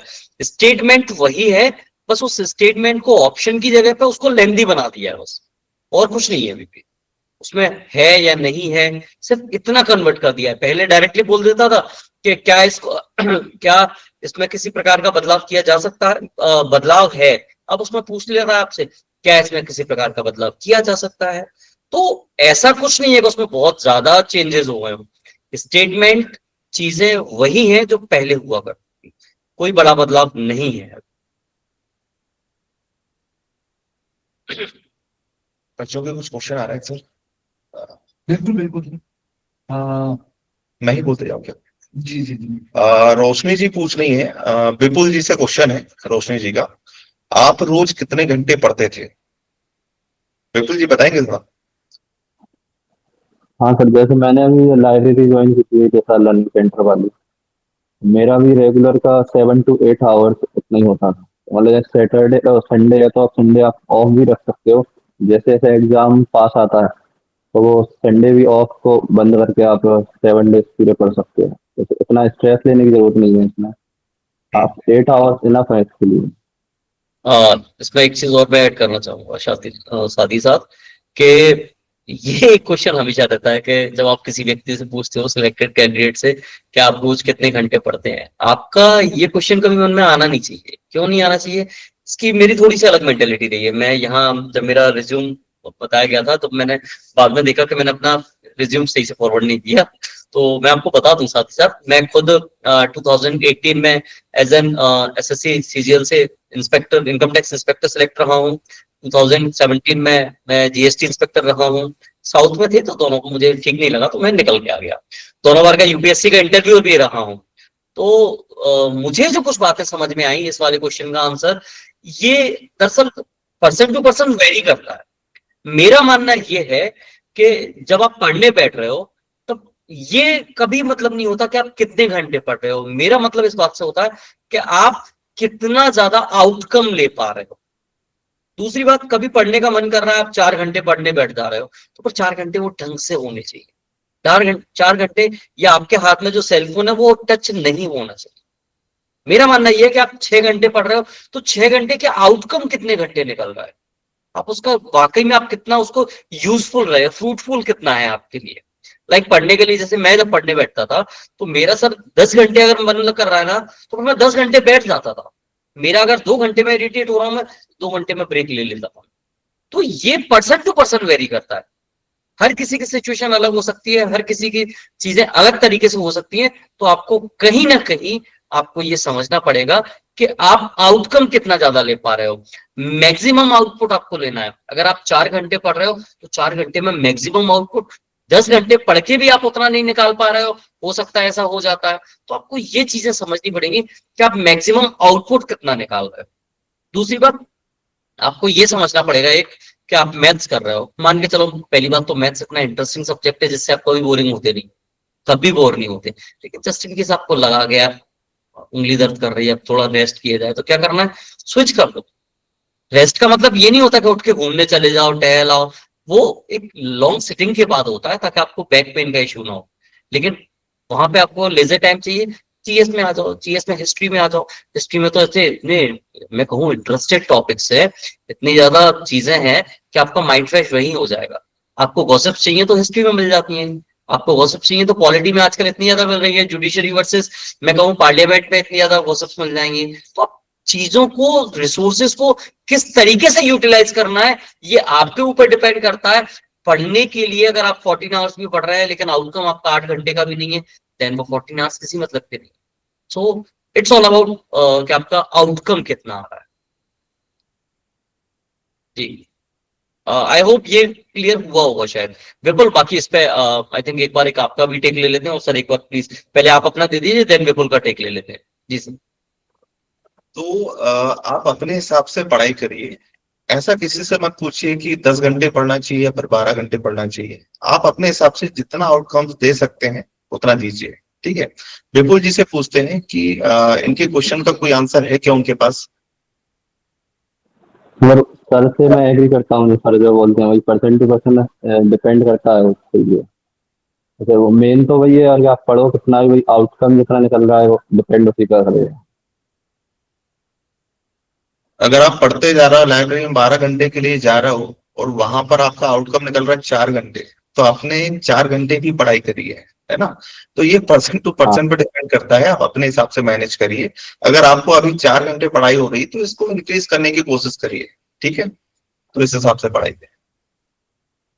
आई होप ये रोशनी को क्लियर हो गया होगा। रोशनी, क्या आपको मतलब समझ में आया कि नहीं आया? कम से कम आपकी तरफ से कुछ साइन मिल जाए कि आपका, आई होप आपको ये क्लियर हो गया हो। जी सर, नेक्स्ट क्वेश्चन। उज्जैन दिशा लर्निंग सेंटर आपने एड्रेस किया हुआ है, उज्जैन दिशा लर्निंग सेंटर। जी सर, स्टूडेंट का पैसे। जी जी, आप पहले वीडियो ऑन करके फिर आप पूछिए। सर वो वीडियो ऑन नहीं हो रहा है, तो मुझे बाहर होके वापस ऐड होना पड़ेगा इसीलिए। ठीक है, प्लीज कंटिन्यू, आप पूछिए क्या क्वेश्चन। सर जैसे हम अभी जो 2025 में एग्जाम हुए हैं, उनके क्वेश्चन पेपर और जिस एग्जाम के लिए तैयारी कर रहे हैं उसके प्रीवियस ईयर लगाए तो सर इतना इनफ है चारों सब्जेक्ट के लिए। बिल्कुल, सबसे पहले आप आंसर ले लेते हैं इसका। तो मैं सुन नहीं पाया क्वेश्चन। क्वेश्चन फिर से बोल दीजिए प्लीज। 2025 में जो एग्जाम हुए हैं और जिस एग्जाम की हम तैयारी कर रहे हैं उसके पुराने पेपर और जो अभी जो 2025 में एग्जाम हुआ है उसके अगर सॉल्व कर लेते हैं तो इतना इनफ है क्या? प्रीवियस ईयर क्वेश्चन इतना तो नहीं, अभी तो और मतलब मिनिमम 4 to 5 years तो आप लगाना चाहिए आपको पैटर्न समझने के लिए। देखिए सिलेक्शन का कोई शॉर्टकट नहीं होता है। अगर ऐसा शॉर्टकट होता है कि 2025 के पूरे क्वेश्चन लगा दे तो हमारा सिलेक्शन हो जाएगा, 2023 के क्वेश्चन लगा ले हमारा सिलेक्शन हो जाएगा, तो ऐसा नहीं होता है। ऐसे में तो सभी लोग सिलेक्शन ले लेते हैं ना थोड़ी सी तैयारी में, तो ऐसा बिल्कुल नहीं है। कम से कम आपको 4 से 5 साल के PYQs लगाने जरूरी है। सिलेबस कंप्लीट करो, उसके बाद रिवीजन करो, PYQs लगाओ, उसके बाद मॉक लगाओ, आपकी तैयारी बढ़िया हो जाएगी। एग्जाम देने जाएंगे तो आपका सिलेक्शन होगा, विश्वास रखिए। ठीक है, तो कोई शॉर्टकट नहीं है। किसी को याद हो तो स्टार्टिंग में अगर आप लोग जुड़े हो तो मैंने कहा था कि हम अभी हम जब लोग एस्पिरेंट हैं वो सबके साथ रनर है। मैंने आपसे कहा था कि PYQs माइलस्टोन है। PYQs आपको ये बताते हैं कि आप सही रास्ते पे जा रहे हैं या नहीं जा रहे हैं, लेकिन वो माइलस्टोन आपका रास्ता नहीं है, वो आपकी डेस्टिनेशन नहीं है। आप सोचो कि सिर्फ और सिर्फ PYQs से सिलेक्शन ले लो। PYQs आपको बता सकते हैं, PYQs आपके क्वेश्चन फंस सकते हैं, लेकिन PYQs सिलेक्शन का एकमात्र तरीका नहीं है। मैथ्स में अगर आप मान के चलो परसेंटेज करने बैठ रहे हो तो आपको परसेंटेज के एटलीस्ट 2 से 3 टाइप के क्वेश्चन बनने चाहिए। अगर आपसे ट्रिग्नो जियो भूल रहा हो तो आपको ये नहीं कि सिर्फ जो प्रीवियस ईयर क्वेश्चन आए थे वही, थोड़ा बहुत कम से कम 4 से प्रकार के क्वेश्चन आपको आना चाहिए। तो आपको पूरी की पूरी जर्नी ट्रेवल करनी पड़ेगी। अब लास्ट टाइम है तो आप PYQs पर एक बार कह सकता हूँ डिपेंड रह सकते हो, और वो भी आपको 22 से न्यू पैटर्न स्टार्ट हुआ है, 22, 23, 24 ये 3 साल के तो आपको कम से कम इस तरीके से तैयार होने चाहिए कि आप अगर गलती से भी आपसे कोई क्वेश्चन पूछा, गलती से वो जानबूझ के कोई पूछे तो आपका आंसर आना चाहिए, लेकिन किसी ने मजाक में भी आपके सामने क्वेश्चन रेफर कर दिया तो फिर ये स्थिति नहीं होनी चाहिए PYQ सॉल्व करने के बाद में कि आप पेन उठा रहे हो तब के आप बताओ क्या क्वेश्चन है। वो फिर ये स्थिति हो जानी चाहिए आपकी सिलेक्शन के बाद, जब आप एग्जाम देने जा रहे हो कि इधर से क्वेश्चन आया, आप आंसर पेन उठा रहे हो तो सिर्फ टाइप करने के लिए, लिखने के लिए, और ये हो जाती है एक टाइम के बाद स्थिति। जब आप अपने आप को प्रिपेयर कर लेते हो ना, तब मैं आपको बता रहा हूँ आपकी जर्नी में ये एक लास्ट मोमेंट आएगा कि आप जब क्वेश्चन पेन उठाना बंद कर दोगे, आपका ये ब्रेन इतना फास्ट प्रोसेस करता है चीजों को कि वो एज इट इज क्वेश्चंस को वहीं पे रख देता है। तो ये थोड़ा आपको समझना पड़ेगा। बिल्कुल एग्री कर रहे हो इस बात से? यस सर, PYQ मस्त है वो तो है। उज्जैन आई होप क्लियर हो गया होगा आपको। जी सर। जी Hello, sir. I'm Kanika from Data Learning Center, Ujjain. So, if जी you allow me, can I ask you a question, please? Sorry, you are not audible. Sir, I am telling you that if you allow me, can I ask you a question, please? Yes. So, actually, you just told just before the time that we should focus on the controllable things. For example, the maths, the reasoning, and the English subject. So, if we divide English, it comprises of 3 main topics. The sorry for the interruption, आप volume बड़ा समझ।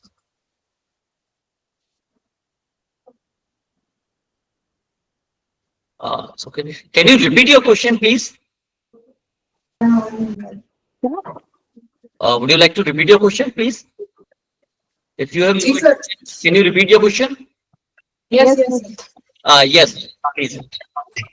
Sir, actually, I'm asking that you just told before time that we should control the controllables. For example, the reasoning, the English, and maths subject. So, if we detailedly view the English, we got to know that it has 3 main subjects for 3 main topics: the arts, vocab, in which vocab has antonym synonyms. The main problem arises in me is I forgot the antonym synonyms whenever it asks. For example, if you told me to learn the PYQ, I learned it. But after some time, I forgot these things. So what you would suggest to me to learn these things? Okay, so this is a good question. Actually, विपुल इसका कुछ देना चाहोगे? Because थोड़ा सा क्या है कि आज विपुल को हम एहसास तो कराएंगे तुम अधिकारी हो, क्या है कि तुम जहाँ ऑफिस में बैठे हो वहां तो समझ में आ ही रहा होगा कि हम अधिकारी हैं। सो अब कम से कम यहाँ भी थोड़ा सा फील ले लो वो वाली।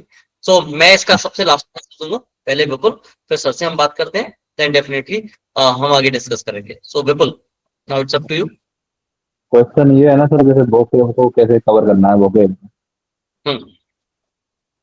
तो vocab का तो ये मतलब मेन ऐसा नहीं कि रट्टा मारना हो, ऐसे रोज का जो टारगेट ऐसे बना सकते हैं। ऐसे 4 चीजें हैं, सिनोनिम है, एंटोनिम है, वन वर्ड है एंड इडियम फ्रेज है। तो आप डेली का टारगेट ऐसे बना सकते हैं। स्टार्टिंग में तो ज्यादा नहीं, जैसे 10 ले लिए चारों चीजें, या फिर आप अल्टरनेट कर सकते हैं। एक दिन सिनोनिम एंड वन वर्ड ले लिए, अगले दिन एंटोनिम एंड इडियम फ्रेज ले लिए।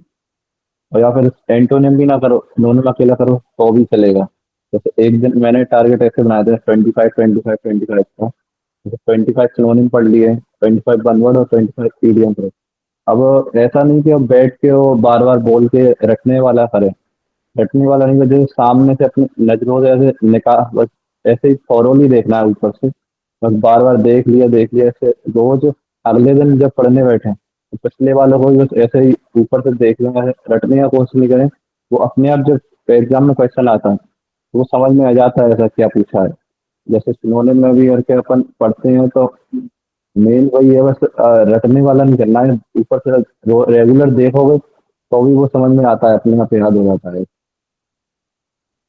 ठीक है, बिल्कुल एग्री करता हूँ आपकी बात से। आपने ये बताया कि आप 25 क्वेश्चन जो वर्ड्स हैं वो उस तरीके से रीड करते थे। 25 वर्ड्स जो है वो आपने रीड कर लिए, फिर नेक्स्ट डे फिर अगले 25 वर्ड्स को आप रीड करते थे, और जो पिछले 25 हैं उनको बस एक बार देख लेते थे, ठीक है, स्पीड से। इस तरीके से आप मान लेते हैं 10 डेज भी अगर लेते हैं आगे, तो 10 डेज में आपके लगभग 250 वर्ड्स आपके कंप्लीट हो जाते हैं। ठीक है, ठीक है, एग्री करता हूँ। भी ऐसे टारगेट बना सकते हैं, ऐसे 6 दिन पढ़ लिए, तो संडे को करके जो 6 दिन पढ़े वो सारे देख लिए, ऐसा करके। यही एक एक्चुअली में अगर मैं कहूँ आपसे, आपको सिलेक्शन लेना है तो ये आपके वीक का एक फॉर्मेट होना चाहिए। वीक का फॉर्मेट प्लस वीक को भी एक दिन बनाना चाहिए। किस तरीके से बनाना चाहिए थोड़ा ये लो आप सब लोग समझो। और किसी भी एग्जाम की, ये सीजीएल में नहीं सिर्फ और सिर्फ, आप किसी भी एग्जाम की तैयारी कर रहे हो तो ये आपको थोड़ा सा एग्जीक्यूट करना पड़ेगा। अब आप सुनो, क्लियरली समझ लेना करना क्या है। हम दिन भर में कुछ पढ़ रहे हैं, दिन भर में, इवन मैं कह रहा हूँ कुछ भी, दिन भर में हमने जो कुछ पढ़ा, इसको पढ़ने के बाद में हमने इवनिंग में जब सोने जा रहे हैं उससे 15 मिनट पहले पूरा का पूरा एक बार रिवाइज किया। क्योंकि दिन भर में हमने डीपली पढ़ा है तो शाम को पढ़ना नहीं है, हमें सिर्फ उसको रिवाइज करना है, रिकॉल करना। फिर अगले दिन हमने जो कुछ पढ़ा है सेम प्रोसेस रखना है, लेकिन उसको जो लास्ट टाइम का कैरी किया था हमने लास्ट डे में उसको करना है। जब ये प्रोसेस आप 5 दिन फॉलो कर रहे हो पूरे का पूरा, तब 6वें दिन आप जा रहे हो अगर, तो 6वें दिन आपको कुछ नया नहीं पढ़ना। ये बिगिनर्स के लिए याद रखना, 6वें दिन आपको कुछ भी नया नहीं पढ़ना, कुछ भी नया नहीं पढ़ना। 6वें दिन आपने जो 5 दिन पढ़ा है पूरा का पूरा, उसको सिर्फ और सिर्फ रिवाइज करना, पूरा रिवाइज करना है, एक सिंगल डिजिट उसमें ऐड नहीं करना।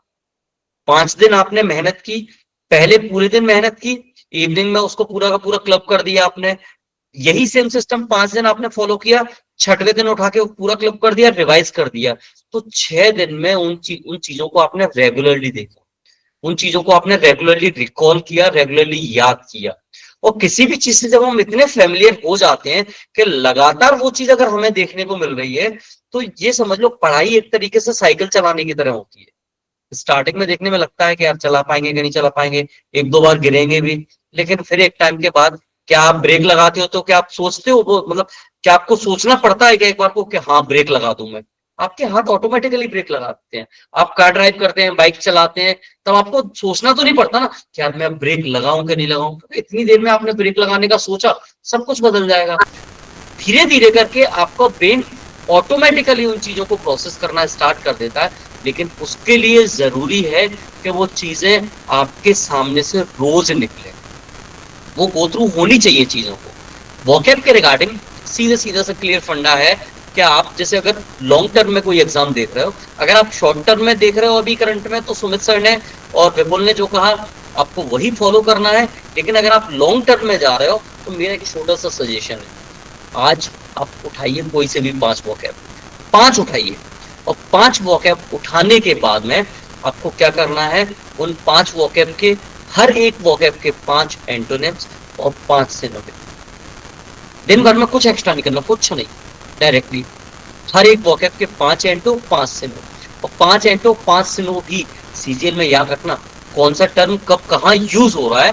लाइक जैसे अभी करंट में हम बात कर रहे हैं, जैसे एक टर्म होता है कोलोक्वियलिज्म।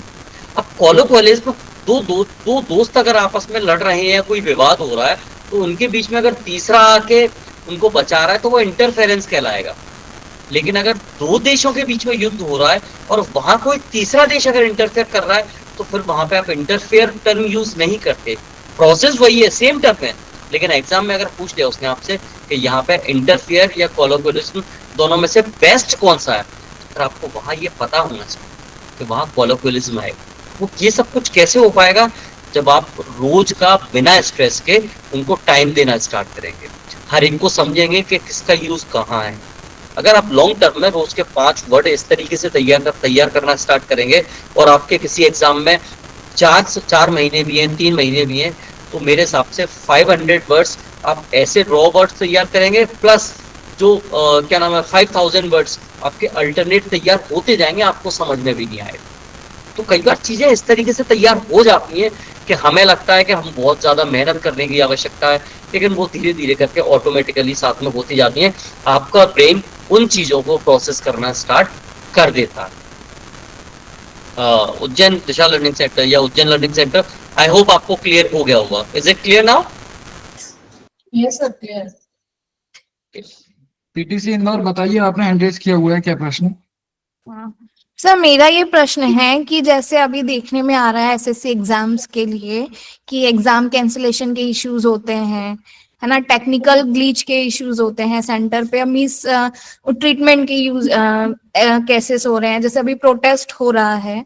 तो सर इस कंडीशन में जो बच्चे तैयारी कर रहे हैं, तो उनके मन में कहीं ना कहीं ऐसे डाउट्स आ जाते हैं, कंफ्यूजन आ जाते हैं, या उनको डीमोटिवेट हो जाते हैं कि फिर हम इस एग्जाम की तैयारी क्यों करें, क्योंकि इस तरह की प्रॉब्लम्स वो फेस करते हैं, क्योंकि वो पढ़ते सुनते तो कहीं ना कहीं डीमोटिवेशन आ जाता है उनके मन में। तो वो इस सिचुएशन से वो कैसे डील करें ताकि वो बिना डिस्टर्ब हुए अपनी एग्जाम की तैयारी को आगे अच्छे से परस्यू कर पाए? Very good. इसके आंसर हम दोनों टीचर्स से मिलेंगे आपको, ठीक है ना? जी सर। बिल्कुल, देखिए ये जो आपने प्रॉब्लम बताई है, इसका सॉल्यूशन ऑनलाइन प्लेटफॉर्म्स में आप देख रहे होंगे, काफी टीचर्स दिल्ली में इकट्ठे हुए थे और इसके बारे में बात भी रखी है, तो इसका सॉल्यूशन कहीं ना कहीं निकलेगा। और ऐसा कंफर्म नहीं है कि अगले एग्जाम में भी ऐसा होगा, है ना। आप मान लेते हैं, ऐसा मान के चलते हैं कि यार हर एग्जाम में आगे ऐसा ही होगा, और आप पेपर देने ही नहीं जाते हैं और पता चला कि वो तो अच्छे से एग्जाम हो गया, है ना। तो ऐसा बिल्कुल मान के मत चलिए कि ऐसा होता है। आप तो ये मान के चलिए कि हाँ पेपर देने जा रहे हैं, अच्छे से होगा और बढ़िया तरीके से पेपर दीजिए, ठीक है। और इन सब बातों का सोल्यूशन कहीं ना कहीं निकलेगा, आपको बहुत जल्द पता चल जाएगा, ठीक है। तो जी सर, जी यही क्वेश्चन था कि जैसे हम बच्चों की यहाँ पे काउंसलिंग करते हैं, बच्चे आते हैं एग्जाम के बारे में पूछते हैं सेंटर पे, या उनके पेरेंट्स पूछते हैं, फिर जब वो इस तरह की चीजों के बारे में बताते हैं, तो हम उनको कैसे इंकरेज करें कि वो इन चीजों को अवॉइड करें और इस चीज को वो कंटिन्यू करें कि वो एग्जाम की तैयारी कर सकते हैं, क्योंकि उनके पास बहुत सारे डाउट होते हैं। वो हम बताते हैं कि ये एग्जाम की आप प्रिपरेशन कर सकते हैं, और ये इसमें इतना अच्छा पैकेज है, ये करियर एक बहुत अच्छा ऑप्शंस है। तो फिर इन चीजों के लिए मतलब उनमें डाउट आ ही जाते हैं, फिर वो हमसे क्वेश्चंस करते हैं कि जब ये चीजें हो रही हैं तो फिर आप इसको कैसे आप बेटर बता सकते हैं, तो हम उनको कैसे ऐसे अच्छे से काउंसलिंग कर सके सर? आप उनको यही बोल सकते हैं, क्योंकि देखिए दिल्ली में जो टीचर्स हैं, जो दिल्ली के टीचर्स हैं, वो प्रॉपर वहां पर बात कर रहे हैं कि ये प्रॉब्लम हो रही है, तो उनका कोई ना कोई सोल्यूशन निकलेगा। आप इस तरीके से उनको बोल सकते हैं और सुझाव दे सकते हैं, और ये कहीं ना कहीं सही भी है, कुछ ना कुछ रिजल्ट निकलेगा, है ना। तो इस तरीके से आप बताइए और उनको पॉजिटिव वे में पढ़ाई करने का आप उनसे बोलिए। चलिए अब इस पर थोड़ा सा मैं डिस्कस करता हूँ, ठीक है ना। तो एक बात हमेशा याद रखना कि लाइफ का मूल मंत्र होना चाहिए यहाँ बैठे हुए हर एक व्यक्ति के। इवन आप गवर्नमेंट जॉब में हो, मैं कह रहा हूँ यहाँ पुलिस में हो, आप जॉब ले चुके हो तब भी, जी hope for the best and prepare for the worst, ठीक है ना। ये आपके जीवन का मूल मंत्र होना चाहिए। आप हमेशा उम्मीद रखिए कि सब कुछ अच्छा होगा, लेकिन अपने आप को तैयार भी करके रखिए कि बुरी से बुरी सिचुएशन आएगी तब भी हम करके दिखाएंगे। मुझे आप ये बताइए, जब इतना सब कुछ हो रहा है, चल रहा है, सिलेक्शन पोस्ट के एग्जाम हुए भी, एसएससी स्टेनोग्राफर 6 तारीख से होने जा रहा है, एसएससी सीजीएल 2025 का अभी 13 अगस्त से होने जा रहा है। क्या बच्चे सिलेक्टेड नहीं होंगे? होंगे सिलेक्शन लेने वाले सिलेक्शन लेकर जाएंगे। जी। हमेशा आपको जो स्टोरी सुनाई जाती है, मैं यहाँ किसी का पक्षकार नहीं हूं, ना किसी के अगेंस्ट में बोल रहा हूँ, लेकिन एक बात हमेशा आप देखना, आपको किसी भी जगह अगर आपको किसी का भी पॉइंट ऑफ व्यू सुनने को मिलेगा या आपको जानने को मिलेगा, तो आप ये पाओगे कि वो व्यक्ति जो स्टोरी सुना रहा है वो उस स्टोरी का हीरो, बाकी जिसकी अगेंस्ट में सुनाई जा रही है वो विलन है। लाइक जैसे मैं अभी भी क्लियर करूं आपको कुछ चीजें, कि जैसे सिस्टम की बात कर रहा है करंट में, कमियां हैं अनडाउटेड, कोई डाउट नहीं इस बात में, कमियां हैं, चीजें खराब हैं, लेकिन खराब क्या पहले नहीं थी? पहले भी थी, आज भी खराब है। क्या एग्जाम पहले कैंसिल नहीं हुए? पहले भी कैंसिल हुए, आज भी कैंसिल हो रहे हैं। लेकिन चीजों को इस तरीके से परोस देना, मैं कह रहा हूं बच्चों के मन में कहीं ना कहीं डाउट क्रिएट हो जाता है, और एक ऑब्वियस है बच्चे के मन में डाउट होना चाहिए, लेकिन ये याद रखिए कि 100 में से मान के चलिए कि 99 चीजें खराब है, लेकिन हो सकता है कि वो एक चीज जो सही हो रही है वो आपके साथ हो जाए। जी आप इस बात से डिसएग्री करोगे कि वो एक चीज जो सही हो रही है वो आपके साथ ना हो, भले ही उसके एक नेग्लिजिबल चांस है, लेकिन हो सकता है ना वो आपके साथ हो। बच्चों ने एग्जाम दिए, बच्चों ने एग्जाम हुए, कंडक्ट हुए। अब होता क्या है कि सोशल मीडिया का जमाना है, एक मान के चलिए 1000 सेंटर पे एग्जाम हुए, अब 1000 सेंटर में से अगर 2 से 3 जगह सेंटर खराब पड़ गए, या 2 से 3 सेंटर्स में अगर प्रॉब्लम क्रिएट हो गई, तो फिर वो 1000 सेंटर्स में से 997 सेंटर्स की बात नहीं की जाएगी, बात किस जाएगी? तो वो 3 सेंटर्स जो खराब हो। तो ये हमेशा रहता है। और दूसरी बात, आपकी लाइफ में कभी भी अगर आपको कुछ करना है, जैसे मैं कह रहा हूँ यहाँ उपस्थित हर एक बच्चा एग्री करेगा कहीं ना कहीं, कोई जैसे हम क्रिकेट खेलते थे बचपन में, ठीक है ना, हम अभी भी खेलते हैं, आप कोई काम आपको बहुत पसंद है, मान के चलो आपको कहीं जाना है XYZ, तो आपको जिस काम से बहुत ज्यादा प्रेम है, आपको जो काम करना है, यकीन मानो आपका हाथ पैर टूट रहा होगा ना, आप तब भी वो काम करने चले जाओगे, आपको कोई फर्क नहीं पड़ेगा, तब आपको कोई बहाना नहीं दिखेगा।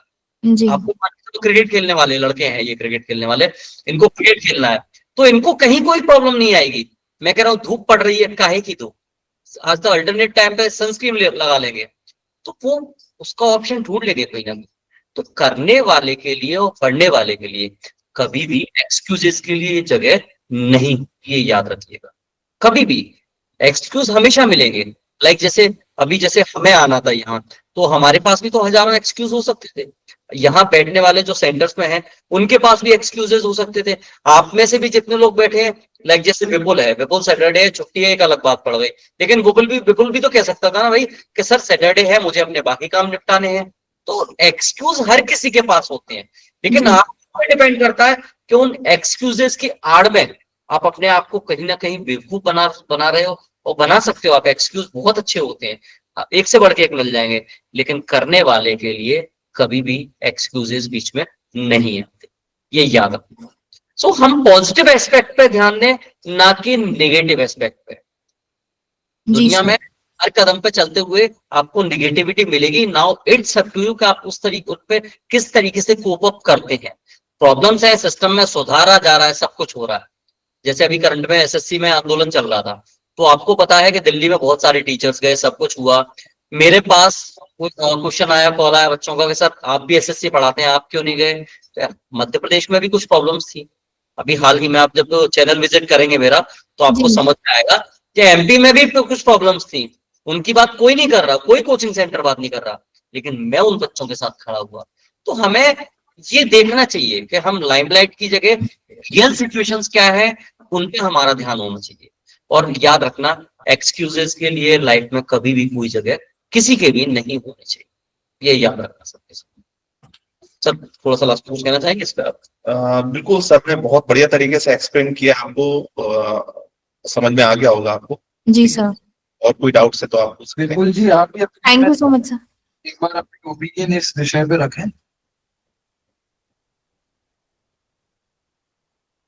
विपुल जी, सुन पा रहे हैं आप हमें? हाँ सर। मैं चाहूंगा कि इसी विषय पे आप अपनी ओपिनियन रखें कि आपका क्या विचार है एक्सक्यूजेस को लेके। इस पर तो मैं सर से ही एग्री करूंगा, मैं तो ज्यादा बोल नहीं पाऊंगा। आप होप फॉर द बेस्ट के लिए अपन होप कर सकते हैं अपनी तरफ से तो सर। बट सर एक प्रश्न अक्सर देखा जाता है, पूछा जाता है बच्चों के द्वारा, कब तक? अगर कोई बच्चा लगातार 4-5 अटेम्प्ट से बहुत मेहनत कर रहा है और फिर भी वो कहीं ना कहीं कट ऑफ के बहुत क्लियर है पर क्लियर नहीं कर पा रहा है, तो वो कब तक प्रयास करे? और या तो उसको क्या दूसरे इंडस्ट्री में स्विच कर देना चाहिए या दूसरे एग्जाम के लिए? नहीं नहीं, ऐसा नहीं है। अगर आपकी फाइनेंशियल कंडीशन ठीक है, 4 साल 5 साल मेहनत करने के बाद आप 1-2 साल और दे सकते हैं, तो बिल्कुल आप दीजिए 1-2 साल। क्योंकि आप 4-5 साल मेहनत करते हुए आ रहे हैं, हो सकता है कि आप बिल्कुल कॉर्नर में हो, किनारे पर हो, बस एक छलांग लगाने की देरी है। तो हो सकता है कि वो अगले 1 साल या 2 साल में आप अपनी मंजिल को पालो छलांग लगाकर, ठीक है। लेकिन आपने अगर वहां से क्विट कर दिया, अगर आप में क्षमता थी, फाइनेंशियल कंडीशन आपकी ठीक है और आपने क्विट कर दिया वहां से, मतलब आप तो जीरो ही हो ना, आपको तो वो मिलने से रखा। और अगर आप 1 साल गैप करके फिर उसके पीछे भागोगे तो और टाइम लगेगा, 2-3 साल का टाइम लग जाएगा, ठीक है। तो अगर आपकी जो फाइनेंशियल कंडीशन है वो ठीक है, आप 1-2 साल और दे सकते हो, तो बिल्कुल देना चाहिए, क्विट नहीं करना चाहिए। और फिर भी अगर कोई कंडीशन है आपकी, तो फिर आप सोच सकते हो, एक हम कह सकते हैं कि उसको भी साथ में लेके आप तैयारी कर सकते हैं। और इसके बारे में अगर सर को कुछ सुझाव देना है तो बिल्कुल दे सकते हैं सर। सर ये बहुत अच्छा। अब एसएससी के बारे में एक बहुत अच्छी बात बता देता हूं मैं कि एसएससी एक ऐसा एग्जाम है कि बच्चा अगर उसको समझ ले, एग्जाम को समझ ले, वो 2 या 3 अटेम्प्ट में वो एग्जाम निकाल सकता है एसएससी का। एसएससी इससे ज्यादा टाइम नहीं लेता है। अगर आपको 4 से 5 अटेम्प्ट लग रहे हैं तो फिर आपकी स्ट्रेटजी गलत है। It is very clear. SSC एक ऐसा एग्जाम है जिसको मैं कहूं, अगर आज आपसे आप एक वो यूपीएससी के बाद अगर मैं कहूं सेंट्रल लेवल का सेकंड सबसे बड़ा एग्जाम है, ठीक है ना। सबसे बड़ी पोस्ट मैं कहूं ASO, income tax inspector, GST inspector, excise inspector, सब इससे आता है। अब तो ओएस की वैकेंसी भी ऐड हो गई है। तो एसएससी एक ऐसा एग्जाम है, आपको 2 से तीसरा अटेम्प्ट नहीं लगना चाहिए। अगर 2 से तीसरा अटेम्प्ट लग रहा है तो मेरे दोस्त कहीं ना कहीं आपकी स्ट्रेटजी खराब। एसएससी के रिगार्डिंग कुछ है ही नहीं। एसएससी के मैं आगे इसको कंटिन्यू करूंगा, लेकिन इस बात से बिल्कुल आप एग्री कर रहे हो कि नहीं कर रहे हो? यस सर, बिल्कुल। और क्या इजीली क्लियर कर सकते हैं, एक सही स्ट्रेटजी से करें तो आराम से फर्स्ट अटेम्प्ट हो जाता है। और second attempt max to max second है, थर्ड तक है तो वो तो कहीं स्ट्रेटजी में ही है, कहीं कुछ प्रॉब्लम है। बिल्कुल। अब ये मैं किस आधार पे कह पा रहा हूँ? विपुल से हम लोग देखो, हमारे पास ये अच्छा है आज के दिन सेशन में कि हमारे पास एक वेरिफिकेशन प्रोसेस बैठी हुई है। आओ हमारी चीजों को वेरीफाई करो, ये हम कहीं ना कहीं। अच्छा विपुल, एक क्वेश्चन पूछना चाहूंगा, मतलब आगे स्ट्रेटजी कंटिन्यू करने से पहले। स्टेनो किससे तैयार किया आपने, अंशुल से या रवि से, किससे? मैं अंशुल राठौर सर से मैंने इंग्लिश शॉर्ट हैंड की। अंशुल से किया आपने? चलिए ठीक ठीक करेंगे उसको। ये अलग स्टोरी है। वो तो जैसे प्री मेरा क्लियर नहीं हुआ, मेरा 23 वाला, मैं साथ में स्टेनो में अपीयर हो गया, उसमें मेरे 150 मार्क्स आ गए। ऐसे में चला गया, मेरा कोई स्टेनो बनने का मोटिव नहीं था, मेरे को सीजीएल ही देना था। हाँ तो अंशुल का भी मतलब योगदान रहा है आपकी लाइफ में। चलिए ठीक है, उस पर करते हैं, उस पर डिस्कस। तो एक ये चीजें आपको समझनी चाहिए कम से कम कि हमने किस तरीके से स्ट्रेटजी कराएगी। मैं आपसे कह रहा हूँ ना, SSC is all about syllabus and previous year questions. इसके अलावा कुछ भी नहीं है। प्रीवियस ईयर क्वेश्चंस उठाओ, तरीका देखो, उन क्वेश्चंस को मास्टर कर लो, उसके सिमिलर जितने भी क्वेश्चंस हैं उनको मास्टर कर लो, पेपर खत्म है आपका, कुछ नहीं बैठा इसमें। टाइम एंड वर्क आया, टाइम एंड वर्क को लेके वो आपसे कोई ज्यादा डीप क्वेश्चन नहीं जाएगा। आप सोच रहे हो कि वो उठा के पहले 4 आदमियों से काम करा ले, फिर 4 आदमियों को छुड़वा दे, फिर 4 आदमियों से काम करा ले, फिर छुड़वा दे। नहीं करता एसएससी भाई काम सीधा। एसएससी का सीधा सीधा सा हिसाब किताब है। 2 आदमियों ने मिलकर काम की शुरुआत की है, तीसरे व्यक्ति ने इतने दिन बाद ऐड हो गया, और तीनों का जो पैसा है वो कितना डिस्ट्रीब्यूशन होगा, इसको पार्टनरशिप में भी ले जाएगा आपको, इसको टाइम एंड वर्क में भी पटक देगा। तो ये चीजें प्रीवियस ईयर क्वेश्चन से क्लियर हो जाएगी। एसएससी सीधा सीधा स्ट्रेटजी के आधार पे चलता है, याद रखना ये बात। एसएससी कभी भी आपको इतना स्ट्रेस नहीं करता। एसएससी कभी भी आपसे ये नहीं कहता कि आप बहुत ज्यादा मेहनत करो, इतना इधर उधर एस्पेक्ट ढूंढो, नहीं। SSC is all about strategy. में फिर से कहते हैं स्ट्रेटजी के रिगार्डिंग हम डिस्कस करेंगे then definitely. Sir I hope ये क्लियर हो गया होगा। बिल्कुल सर। कृष्णकांत जी आपने हैंड रेस किया हुआ है, पूछिए क्या प्रश्न है।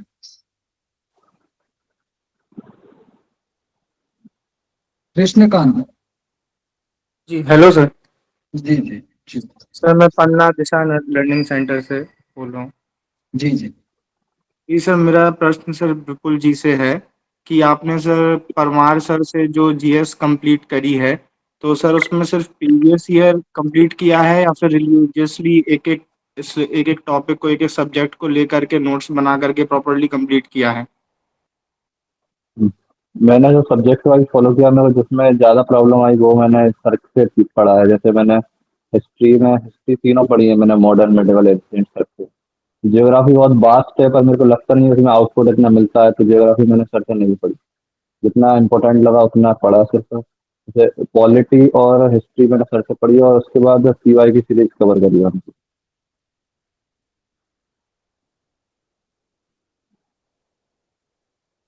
दिशा जी।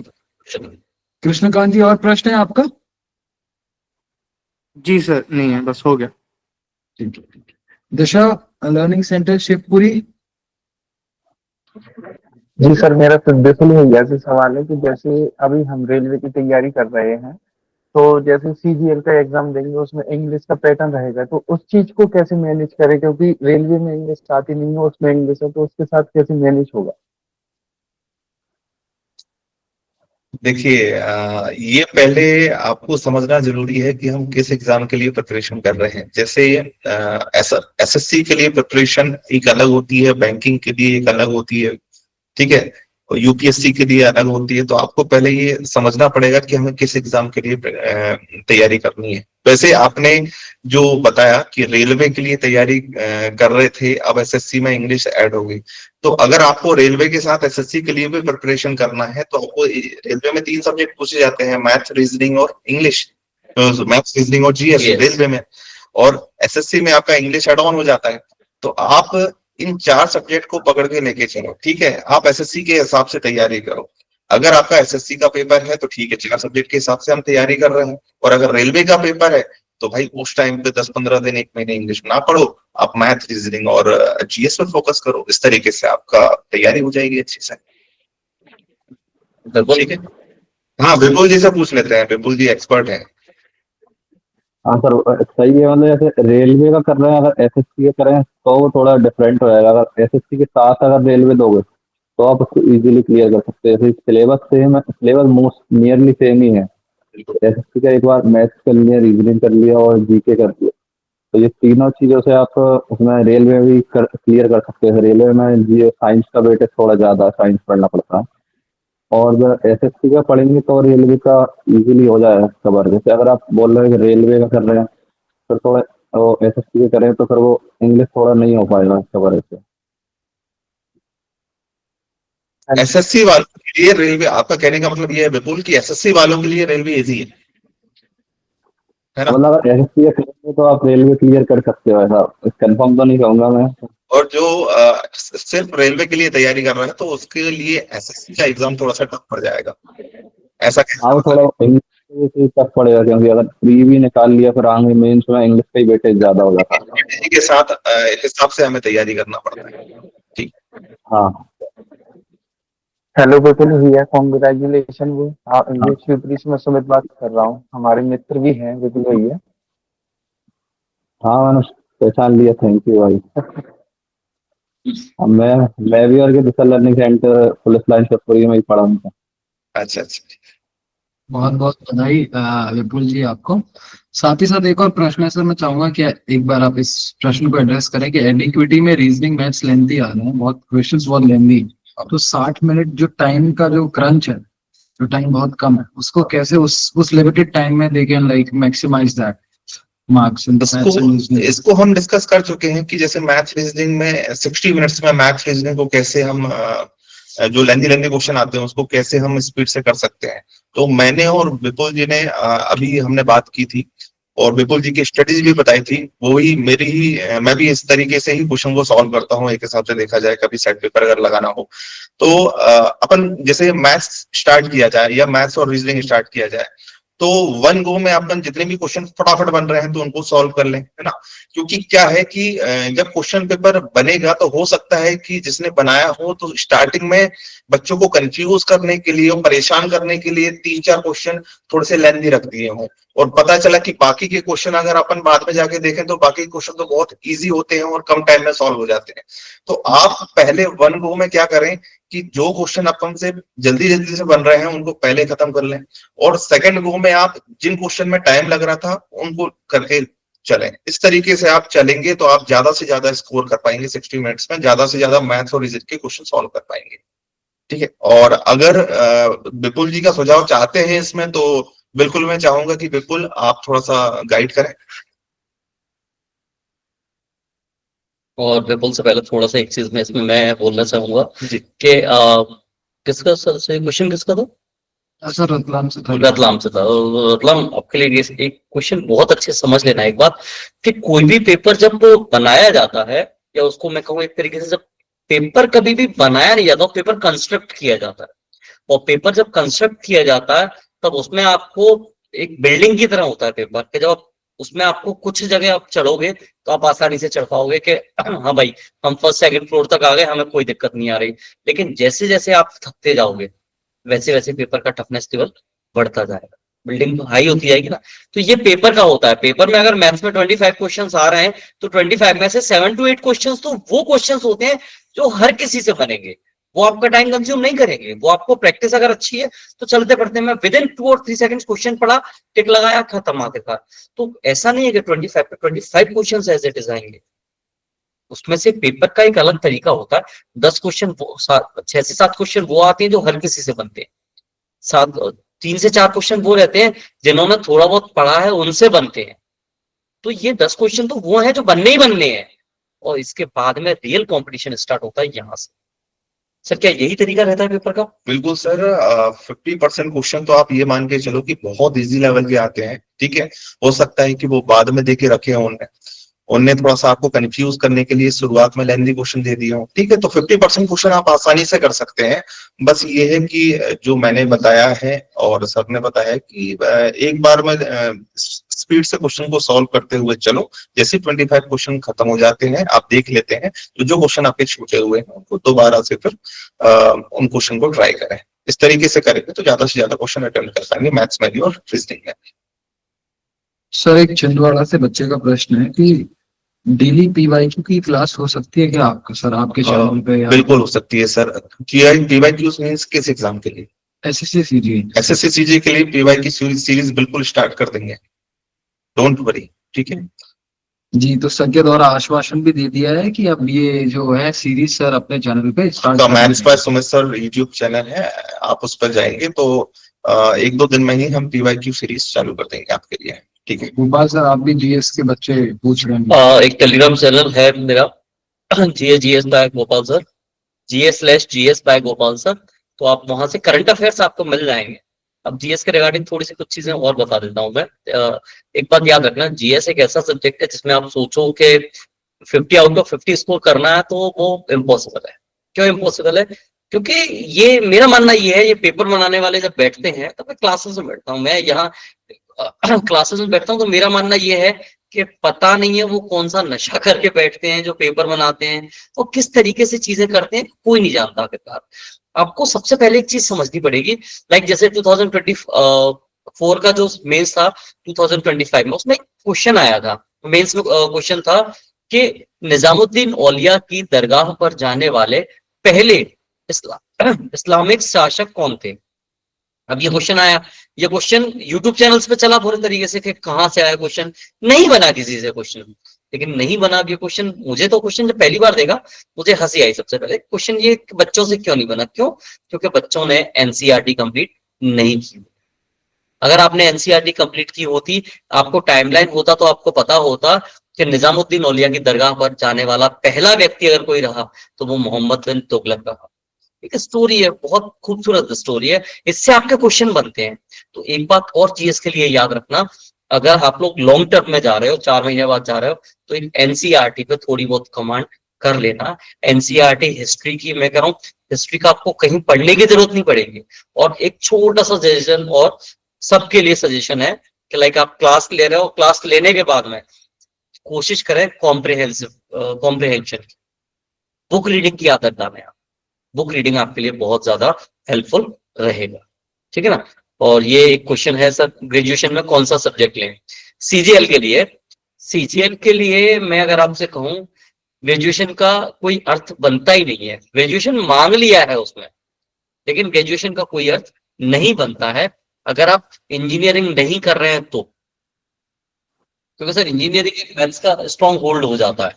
बाकी ग्रेजुएशन में आपने बीएससी किया, मैं आपको बोलूंगा बीएससी कर रहे हो आप साइंस और फिजिक्स, एसएससी में अगर आपका साइंस स्ट्रॉन्ग नहीं है तब भी काम चल जाएगा। एसएससी ऐसा नहीं है कि आपको साइंस आनी चाहिए। किसी भी स्ट्रीम के हैं आप तो एसएससी के लिए फॉर्म फिल कर सकते हैं। सेकंड क्वेश्चन है सर सोनाली चौहान का, how to manage sectional. Sir ये क्वेश्चन थोड़ा दिखा देंगे पूरा सर प्लीज।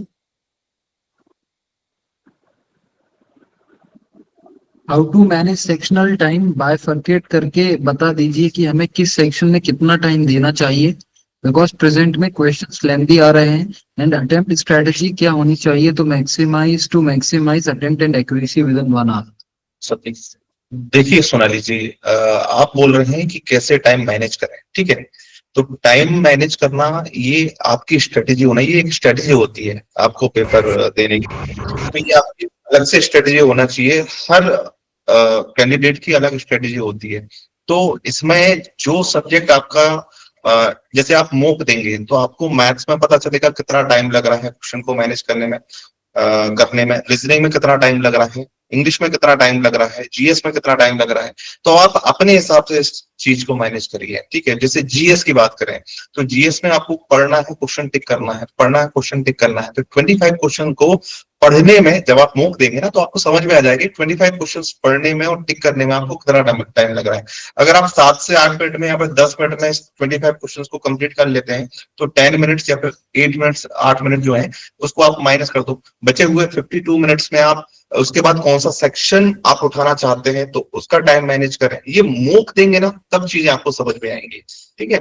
तो आप अपने हिसाब से डिसाइड करिए कि किस सेक्शन में कितना टाइम आपको लगेगा, कितना टाइम देना चाहिए। बाकी गोपाल सर से भी मैं चाहूंगा कि कुछ सुझाव दीजिए सर।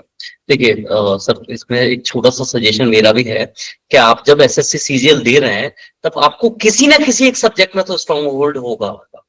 लाइक जैसे मैं जब अपने पेपर देने जाता हूँ तो मुझे मैथ्स सबसे ज्यादा इंटरेस्टेड लगता है। तो आपको चारों सेक्शन में जो सबसे ज्यादा इंटरेस्टेड हो, जो भी टॉपिक या आपको लग रहा है कि इस सेक्शन में मैं अच्छा स्कोर करूंगा, कोई भी, आप पहले ये अपने आप को बाउंडेड मत रखिए कि हम पहले मैथ्स करेंगे, पहले रीजनिंग करेंगे। नहीं, आपको जिस टॉपिक में कम टाइम लगे या जिसमें सबसे ज्यादा आपको मजा आता हो, आपको लगता है कि इसमें हमारी एक्यूरेसी अच्छी है, परसेंटाइल हमारा ज्यादा आएगा इसमें और हमारा आउटपुट मैक्सिमम निकलेगा। लाइक जैसे मान के चलो आपको जीएस अच्छा है, आपको इतना लग रहा है कि जीएस हम बेटर कर सकते हैं, तो सबसे पहले जीएस पे जाइए। कोशिश क्यों? क्योंकि एक तो आपको पता है अच्छे तरीके से जीएस में सर ने जैसे कहा कि जीएस के बारे में क्लियर है क्या, या तो आपको आता है या नहीं आता है। वहां आप एलिमिनेशन वाला दिमाग नहीं लगा सकते। वहां आपको पता है अच्छे तरीके से कि भाई अभी हाल ही में प्रधानमंत्री नरेंद्र मोदी द्वारा किस देश की प्रथम महिला को आंध्र प्रदेश में निर्मित चांदी का क्लच पर्स गिफ्ट किया गया है। तो ये या तो आपको पता है या नहीं पता है, तो आप यहाँ टाइम वेस्ट नहीं कर सकते। पता है तो आप साइप्रस की प्रथम महिला लगा के वहां से 1 सेकंड में निकल लेंगे। तो जीएस के लिए यूजुअली 7 से 8 मिनट मैक्सिमम बहुत होते हैं, इससे ज्यादा टाइम नहीं लगता है, इससे ज्यादा टाइम लगाना भी नहीं चाहिए। तो वहां आपको दिमाग पर जोर डालने का कोई मतलब नहीं है। देन इसके बाद में आप सबसे पहले आओ रीजनिंग पे। मेरा जो मानना है, रीजनिंग क्यों, रीजनिंग एक बहुत प्यारा सब्जेक्ट है, स्कोरिंग सब्जेक्ट है, 50 आउट ऑफ 50। और अगर रीजनिंग की जगह अगर आपका मैथ्स और स्ट्रॉन्ग है और रीजनिंग स्ट्रॉन्ग है, तो ऑब्वियसली मैं मान के चलता हूँ मैथ्स तो आपका स्ट्रॉन्ग होगा ही, क्योंकि मैथ्स के बाद ही आता है।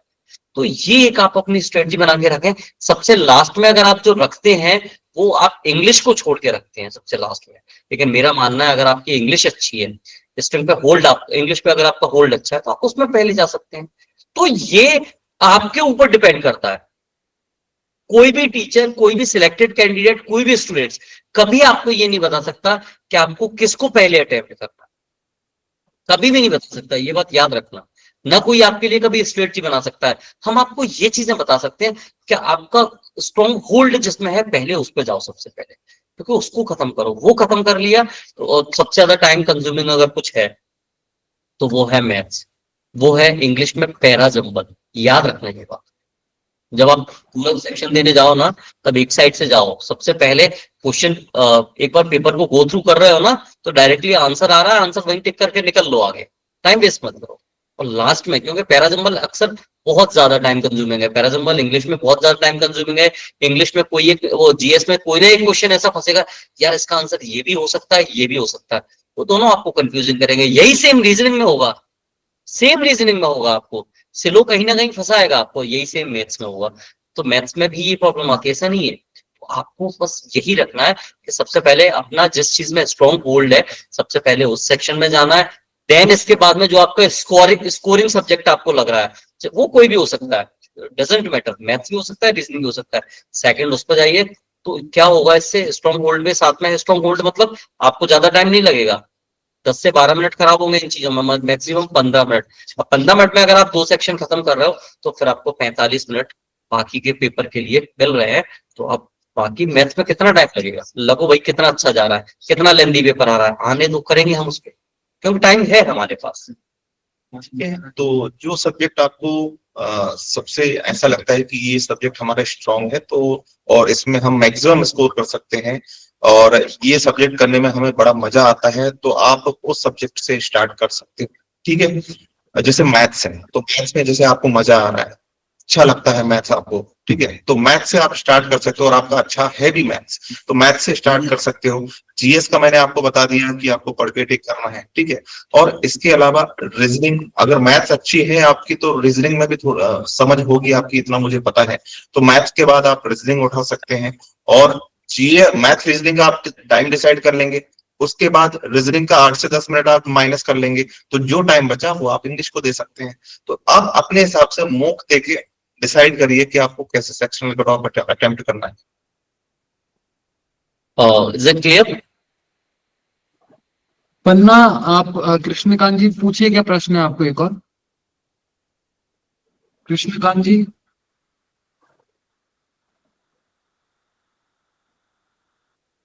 पन्ना दिशा लर्निंग सेंटर।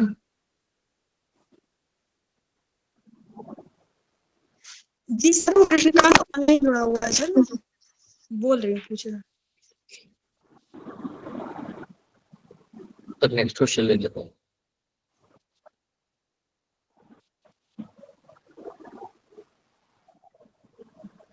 सर एग्जाम में अभी 4 मंथ है, तो डेली कितने मॉक लगाने चाहिए?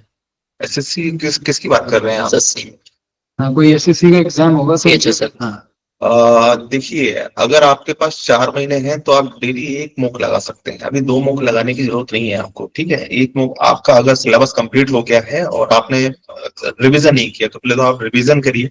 रिवीजन करने के बाद आप BYQs लगाइए और साथ में एक एक मॉक लगाते रहिए, ठीक है।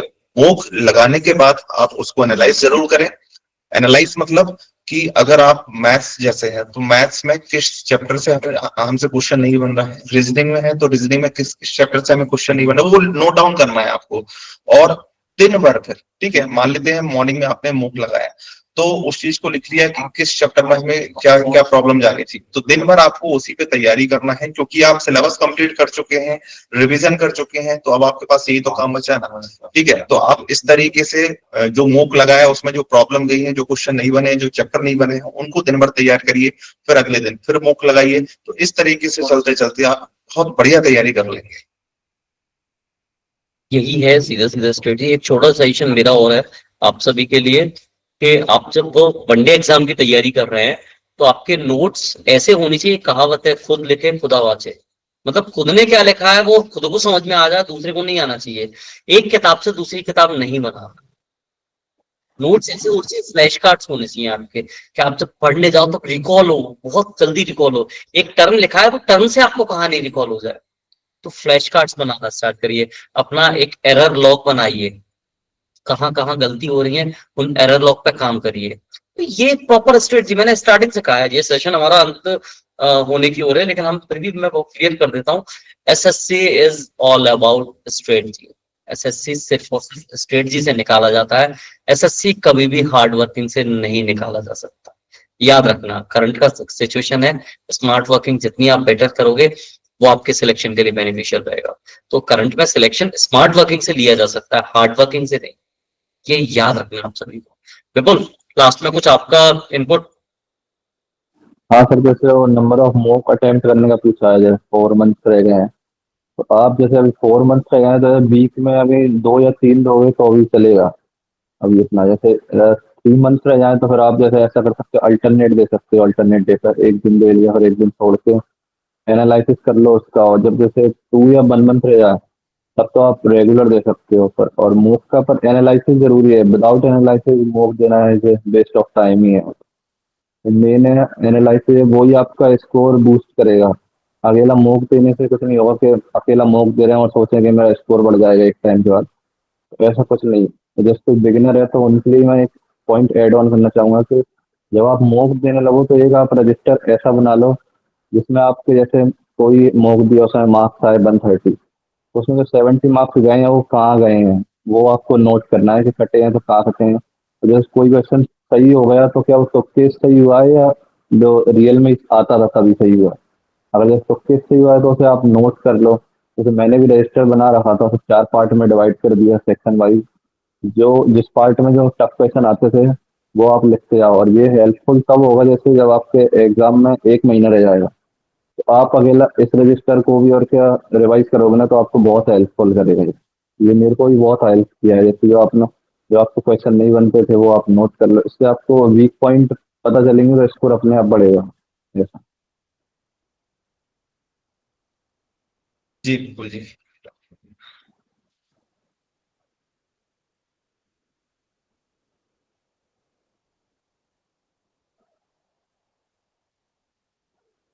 सर, एक दिशा लर्निंग सेंटर मंडला से क्वेश्चन है, SSC MTS selection process change हो गया है, तो कैसे तैयारी कराएं? सीधी सीधी बात मैं स्टार्टिंग से कहता रहा हूँ, वापस से एक चीज और बता दे रहा हूँ। सबसे पहला आपका काम होना चाहिए सिलेबस तैयार करना। जिस दिन सिलेबस आप एक बार लिख के रख लो, सिलेबस आपने रख लिया, प्रोसेस आपको समझ में आ जाएगी। तो सबसे पहले सिलेबस, देन उसको एग्जीक्यूट करना है उसी के अकॉर्डिंग। हमें सब कुछ नहीं पढ़ना, हमें लिमिटेड पढ़ना है। हमें जिस रास्ते पे जाना है वो रास्ता हमें पता होना चाहिए। हमें सेक्शन वाइज जो हमें सिलेबस में दिया हुआ है, एसएससी सिर्फ वही बोलता है, इसके अलावा कहीं नहीं जाता। एडिक्विटी ने हालांकि कुछ हरकत दे दी तो टॉपिक चेंज कर दिए, लेकिन एमटीएस में इतना कुछ वास्ट चेंज नहीं होगा। जो प्रोसेस है उसी के अकॉर्डिंग चीजें चलने वाली है। तो सबसे पहले आपका सिलेबस पर फोकस होना चाहिए। और याद रखना, मॉक टेस्ट इनिशियल डे में मत लगाने बैठ जाना। मॉक तब देना जब आपका 50 to 60% सिलेबस तैयार हो जाए। क्योंकि 50 to 60% सिलेबस तैयार नहीं हुआ तो फिर समझ लो कि हम वो जनरेशन है कि हम डिप्रेशन में जाने के लिए हमें भेजने की जरूरत नहीं है, हम खुद गड्ढा खोदते हैं और खुद को पैक कर लेते हैं डिप्रेशन के। तो याद रखना, ऐसा कोई काम नहीं करना कि हमें इस तरीके की सिचुएशन का सामना करना पड़े। सर, आप इस पे कुछ बोलना चाहेंगे? जी सर, बिल्कुल आपने बता दिया है। ठीक है, प्रोसेस चेंज हुई है सिलेक्शन की, लेकिन तैयारी तो वैसे ही करना पड़ता है ना जैसे कर रहे थे अब। तो उसी तरीके से आप तैयारी करें जैसे करते हुए आ रहे थे। अभी सीजीएल के बाद सीएचएसएल है, फिर एमटीएस का पेपर होगा आपका। तो बढ़िया तरीके से तैयारी करते रहे जैसे आप करते आ रहे थे। कोई चेंज करने की जरूरत नहीं है। जो प्रोसेस हम लोगों ने डिस्कस की है यहाँ पर, मैंने, सर ने, विपुल जी ने, तो उस तरीके से आप तैयारी करिए। वन लास्ट क्वेश्चन विपुल जी, आपसे प्रिंसी तोमर पूछ रही है कि भैया स्टेनो डिक्टेशन की स्ट्रेटेजी बता दीजिए। आपने जैसे कि स्टेनो क्लियर किया है एसएससी का, तो उसकी स्ट्रेटेजी बता दीजिए। आप सर प्री वाली बतानी, प्री के बाद कैसे किया है सर? स्टेनो डिक्टेशन की पूछ रहे हैं, शॉर्ट एंड का। स्टेनो डिक्टेशन हाँ, की स्ट्रेटेजी। जैसे अगर आपका बेसिक कवर हो गया है और अगर अभी तो प्री आने वाला है, तो प्री आने वाला है तो डिक्टेशन तो बहुत कम ही कर दो, जैसे रोज का 1-2 लिखेंगे तो भी चलेगा। और टाइप तो सर वीक में 1 करोगे तो भी इनफ है। प्री के बाद है मेन प्रिपरेशन, तो प्री के बाद चालू होती है जो स्किल की डिक्टेशन की है। तो उसमें ऐसा है कि रोज का प्रैक्टिस करते हैं तो आपको जैसे आपकी स्पीड आपको पता रहती है कि स्टार्टिंग में कितनी है। 80 पे आप कंफर्टेबल लिख सकते हो, तो 80 पर एक डिक्टेशन ली, पर उसको टाइप की। अब तो सॉफ्टवेयर भी आ रहे हैं, तो जो सॉफ्टवेयर पे आप अपलोड करो सीधा आपको एरर परसेंटेज पता पड़ जाता है। तो स्टार्टिंग में अगर 80 और जैसे स्पीड इंक्रीज करनी है तो 5-5 करके इंक्रीज कर सकते हैं। जैसे स्किल में जैसे आपको पता है कि 2-3 महीने है तो 15 डेज आप 5 की स्पीड ऐसे बढ़ा ली 85, फिर देन 90 कर ली, तो देन उस हिसाब से कर सकते हैं। जैसे एक दिन में मैक्सिमम अगर आप 2 या 3 डिक्टेशन भी टाइप करोगे तो भी उससे आराम से स्किल इजी क्लियर हो जाता है।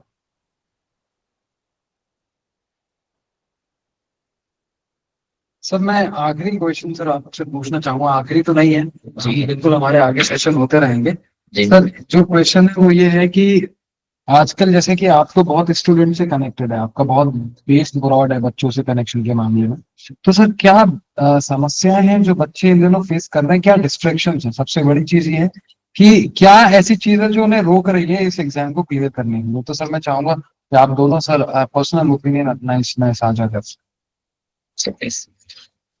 देखिए यहाँ पर ज्यादातर एमपी के बच्चे जुड़े हुए हैं, तो एमपी के काफी बच्चों से मैंने डिस्कशन किया और मेरे पास फोन्स भी आते हैं कि सर वैकेंसी नहीं निकल रही है एमपी में। ठीक है, तो अगर मान लेते हैं एमपी के एग्जाम के लिए वैकेंसी नहीं निकल रही है, कांस्टेबल एसआई या फिर आपकी कोई भी पीवी एमपी पीवी की तरफ से वैकेंसी नहीं निकल रही है, लेकिन सेंट्रल में तो है ना वैकेंसी। एसएससी का इस महीने जून के महीने में 8 नोटिफिकेशन आए हुए हैं, आपने नोटिस देखा होगा। तो एसएससी में वैकेंसी है, रेलवे में वैकेंसी है, तो आप उनकी तैयारी करिए। ठीक है, जब और अगर आप एसएससी की तैयारी कर लेते हैं अच्छे से, तो आप विश्वास मानिए एमपी का कोई भी एग्जाम होगा आप उसमें क्वालिफाई कर जाएंगे। ठीक है, तो एसएससी पर फोकस करिए। एसएससी पर फोकस करेंगे तो मैंने और बिपुल ने अभी डिस्कस भी किया था कि रेलवे भी आसान हो जाएगा आपके लिए, और उस तरीके से आपका एमपी के जो भी एग्जाम आएंगे ना, विश्वास मानिए आप वो बिना तैयारी किए थोड़ी बहुत 1 महीने की तैयारी लगेगी, एमपी के एग्जाम भी निकालेंगे आप। ठीक है, तो बिल्कुल आप तैयारी करिए सेंट्रल की। और इसके अलावा सर कुछ बोलना चाहें तो बिल्कुल बोलिए। जी। सबसे पहले तो एक बात जो आजकल स्टूडेंट्स को रहता है कि उनको थोड़ा सा जल्दी से जल्दी सेल्फ रिलायबल होना होता है। उनको लगता है कि हम इतने बड़े हो चुके हैं कि अब हम फैमिली या पेरेंट्स से पैसा ना लें। तो आजकल एक बच्चों में कॉमन एक चीज है कि वो ट्यूशन पढ़ाने की ओर मुड़ जाता है। बस यही आप गलती कर रहे हो। बहुत से बच्चों को हम सब देख रहे हैं, यूजुअली बच्चों को रहता है कि थोड़ा सा 2-1 साल हुआ नहीं और फिर उनको रहता है कि आप पेरेंट्स से पैसा नहीं लेंगे, हम खुददारी आ जाती है ज्यादा। ये खुददारी जॉब के बाद लाएं। अगर आपकी फैमिली इतनी स्टेबल है कि आपके जॉब ना करने से उनको खाने पीने का लाले ना पड़े, तो याद रखना अपना टाइम इतना वेस्ट मत करना। क्योंकि आप सोचो कि एक जॉब के साथ में दूसरी तैयारी हो जाए, कुछ भी कर रहे हैं आप, होम ट्यूशन भी पढ़ा रहे हैं, तो प्लीज आपसे रिक्वेस्ट करूंगा कि ये ना करें। दूसरा, सोशल मीडिया से जितनी डिस्टेंस मेंटेन कर सके उतनी डिस्टेंस मेंटेन करें। और तीसरी सबसे बड़ी बात, आप अपने फोन का जितना मिनिमल यूज करें, जितना हो सके। मैं कह रहा हूँ जितना, मतलब मैं कह रहा हूँ आपसे क्लियरली, अगर दिन भर में आप 3 से 4 घंटे कर पा रहे हैं इसको, 3 से 4 घंटे कैसे, 2 से 2.5 घंटे क्लास ले रहे हैं तब, अदरवाइज इसकी आवश्यकता नहीं है। ये कुछ कॉमन डिस्ट्रैक्शंस हैं, बाकी कुछ अदर कॉमन डिस्ट्रैक्शंस हैं ये यहाँ मैं डिस्कस नहीं कर सकता। उन पे तो काम आपको खुद करना पड़ेगा, वो जाहिर सी बात है। अगर आपको दिख रहा है, आपको अपना टारगेट दिख रहा है, आपको अपना अचीव करना है, अचीवमेंट अगर हासिल करने हैं जीवन में, तो फिर आपकी पिक्चर क्लियर होनी चाहिए। मुझे अगर कोई काम करना है, मुझे मान के चलो आज कहीं जाना है, तो चाहे बरसात हो, धूप हो, सर्दी हो, गर्मी हो, बुखार आ रहा हो, मेरे पास एक्सक्यूज नहीं होते। मुझे क्लासेस लेने जाना होता है कैरियर पावर में कई बार, तो मेरी ये सिचुएशन रही है कि मुझे किडनी स्टोन है, मैं उठ के डॉक्टर के यहाँ हूँ, मुझे बॉटल लग रही है, लेकिन सर ने कहा है सर 4 बजे क्लास है, एक्चुअली कोई टीचर अवेलेबल नहीं है। मैं बॉटल निकलवा कर डॉक्टर के यहाँ से मैं 2 घंटे क्लास लेने के बाद वापस आ जाता हूँ और वापस आकर बॉटल लगवा लेता हूँ। मुझे पता है। तो जीवन में कभी भी एक्सक्यूज मत बनाना अपने आप से। अगर आप अपने आप से लॉयल रहोगे तो आपको कभी भी कोई धोखा नहीं दे पाएगा, आपको कभी भी असफलता हरा नहीं पाएगी। लेकिन लॉयल कहाँ रहना पड़ेगा? अपने आप से लॉयल रहना पड़ेगा। क्योंकि कहीं ना कहीं जितने तैयारी करने वाले हैं यहाँ, सब जानते हैं कि आप क्या गलती कर रहे हो। आप हमें बेवकूफ बना सकते हो, आप अपने पेरेंट्स को बेवकूफ बना सकते हो, आप दुनिया के सामने दिखावा कर सकते हो, लेकिन कहीं ना कहीं जब एकांत में बैठोगे तब आपको ये समझ में आएगा कि यार कुछ तो हमने गलत किया है। रात को नींद सुकून की तब आनी चाहिए आपको। सोना ये नहीं होना चाहिए कि हम सोने चले गए हो गया। नींद वो होनी चाहिए कि सेटिस्फेक्शन के साथ सोने जाए, कि हमारा टारगेट है एग्जाम, हमने फोकस बनाया है, तो फिर हम इस तरीके से करेंगे। आज हमने इतना कुछ अचीव किया है कि हाँ हम सेटिस्फाई हैं अपने आप से, हमें जो पढ़ना था हमने पढ़ा है, हमने अचीव किया है। तो ये आपको अपने आप में रहना पड़ेगा। आप अपने प्रति ईमानदार रहिए, आप सब कुछ अचीव कर जाएंगे। Thank you Gopal ji, thank you so much sir. Anurakti ma'am सुन रहे हैं आप हमें?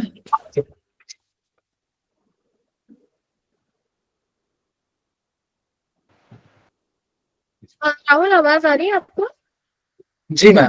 मैम आज का सेशन मैम बहुत ही इम्पोर्टेंट था ma'am, about last minute tips for this examination. Ma'am बहुत अच्छे से हमारे जो फैकल्टी, हमारे रिसोर्स पर्सन है गोपाल सर और सुमित सर, उन्होंने बच्चों के मैम क्वेश्चन एड्रेस किए। क्या स्ट्रेटेजी होनी चाहिए आखिरी के 10-15 दिनों में, और कैसे इस जो एग्जाम को है उसको अप्रोच करना है। मैम साथ ही साथ हमारे साथ मैम विपुल यादव है, जो कि इस एग्जाम को मैम उन्होंने क्लियर किया है और अभी मैम कार्यरत है।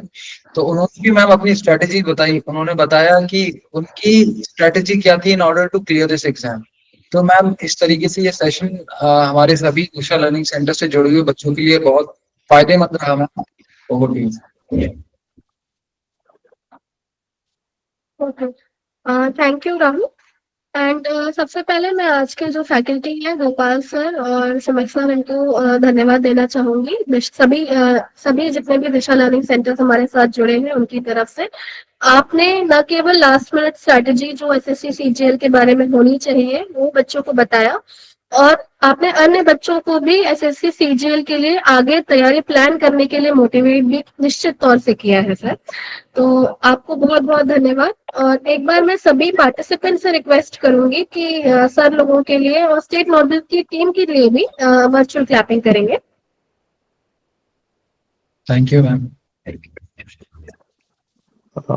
सर दिशा लर्निंग सेंटर टीकॉम से एक रिक्वेस्ट है। And last but not the least, मैं विपुल जी को भी थैंक यू बोलना चाहूंगी। उन्होंने अपना एक्सपीरियंस शेयर किया और बच्चों को इंस्पायर किया। ये हमारे लिए, सबके लिए गर्व की बात है कि पुलिस परिवार के बच्चे सिलेक्ट होते हैं और पुलिस के ही बच्चों को मार्गदर्शित करते हैं। और आप लोगों को देखकर बहुत से बच्चे इंस्पायर होते हैं और आपकी तरह बनने के लिए प्रयास करते हैं। So thank you Vipul. Thank you ma'am.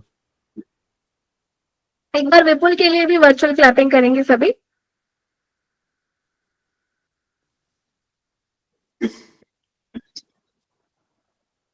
Thank you so much.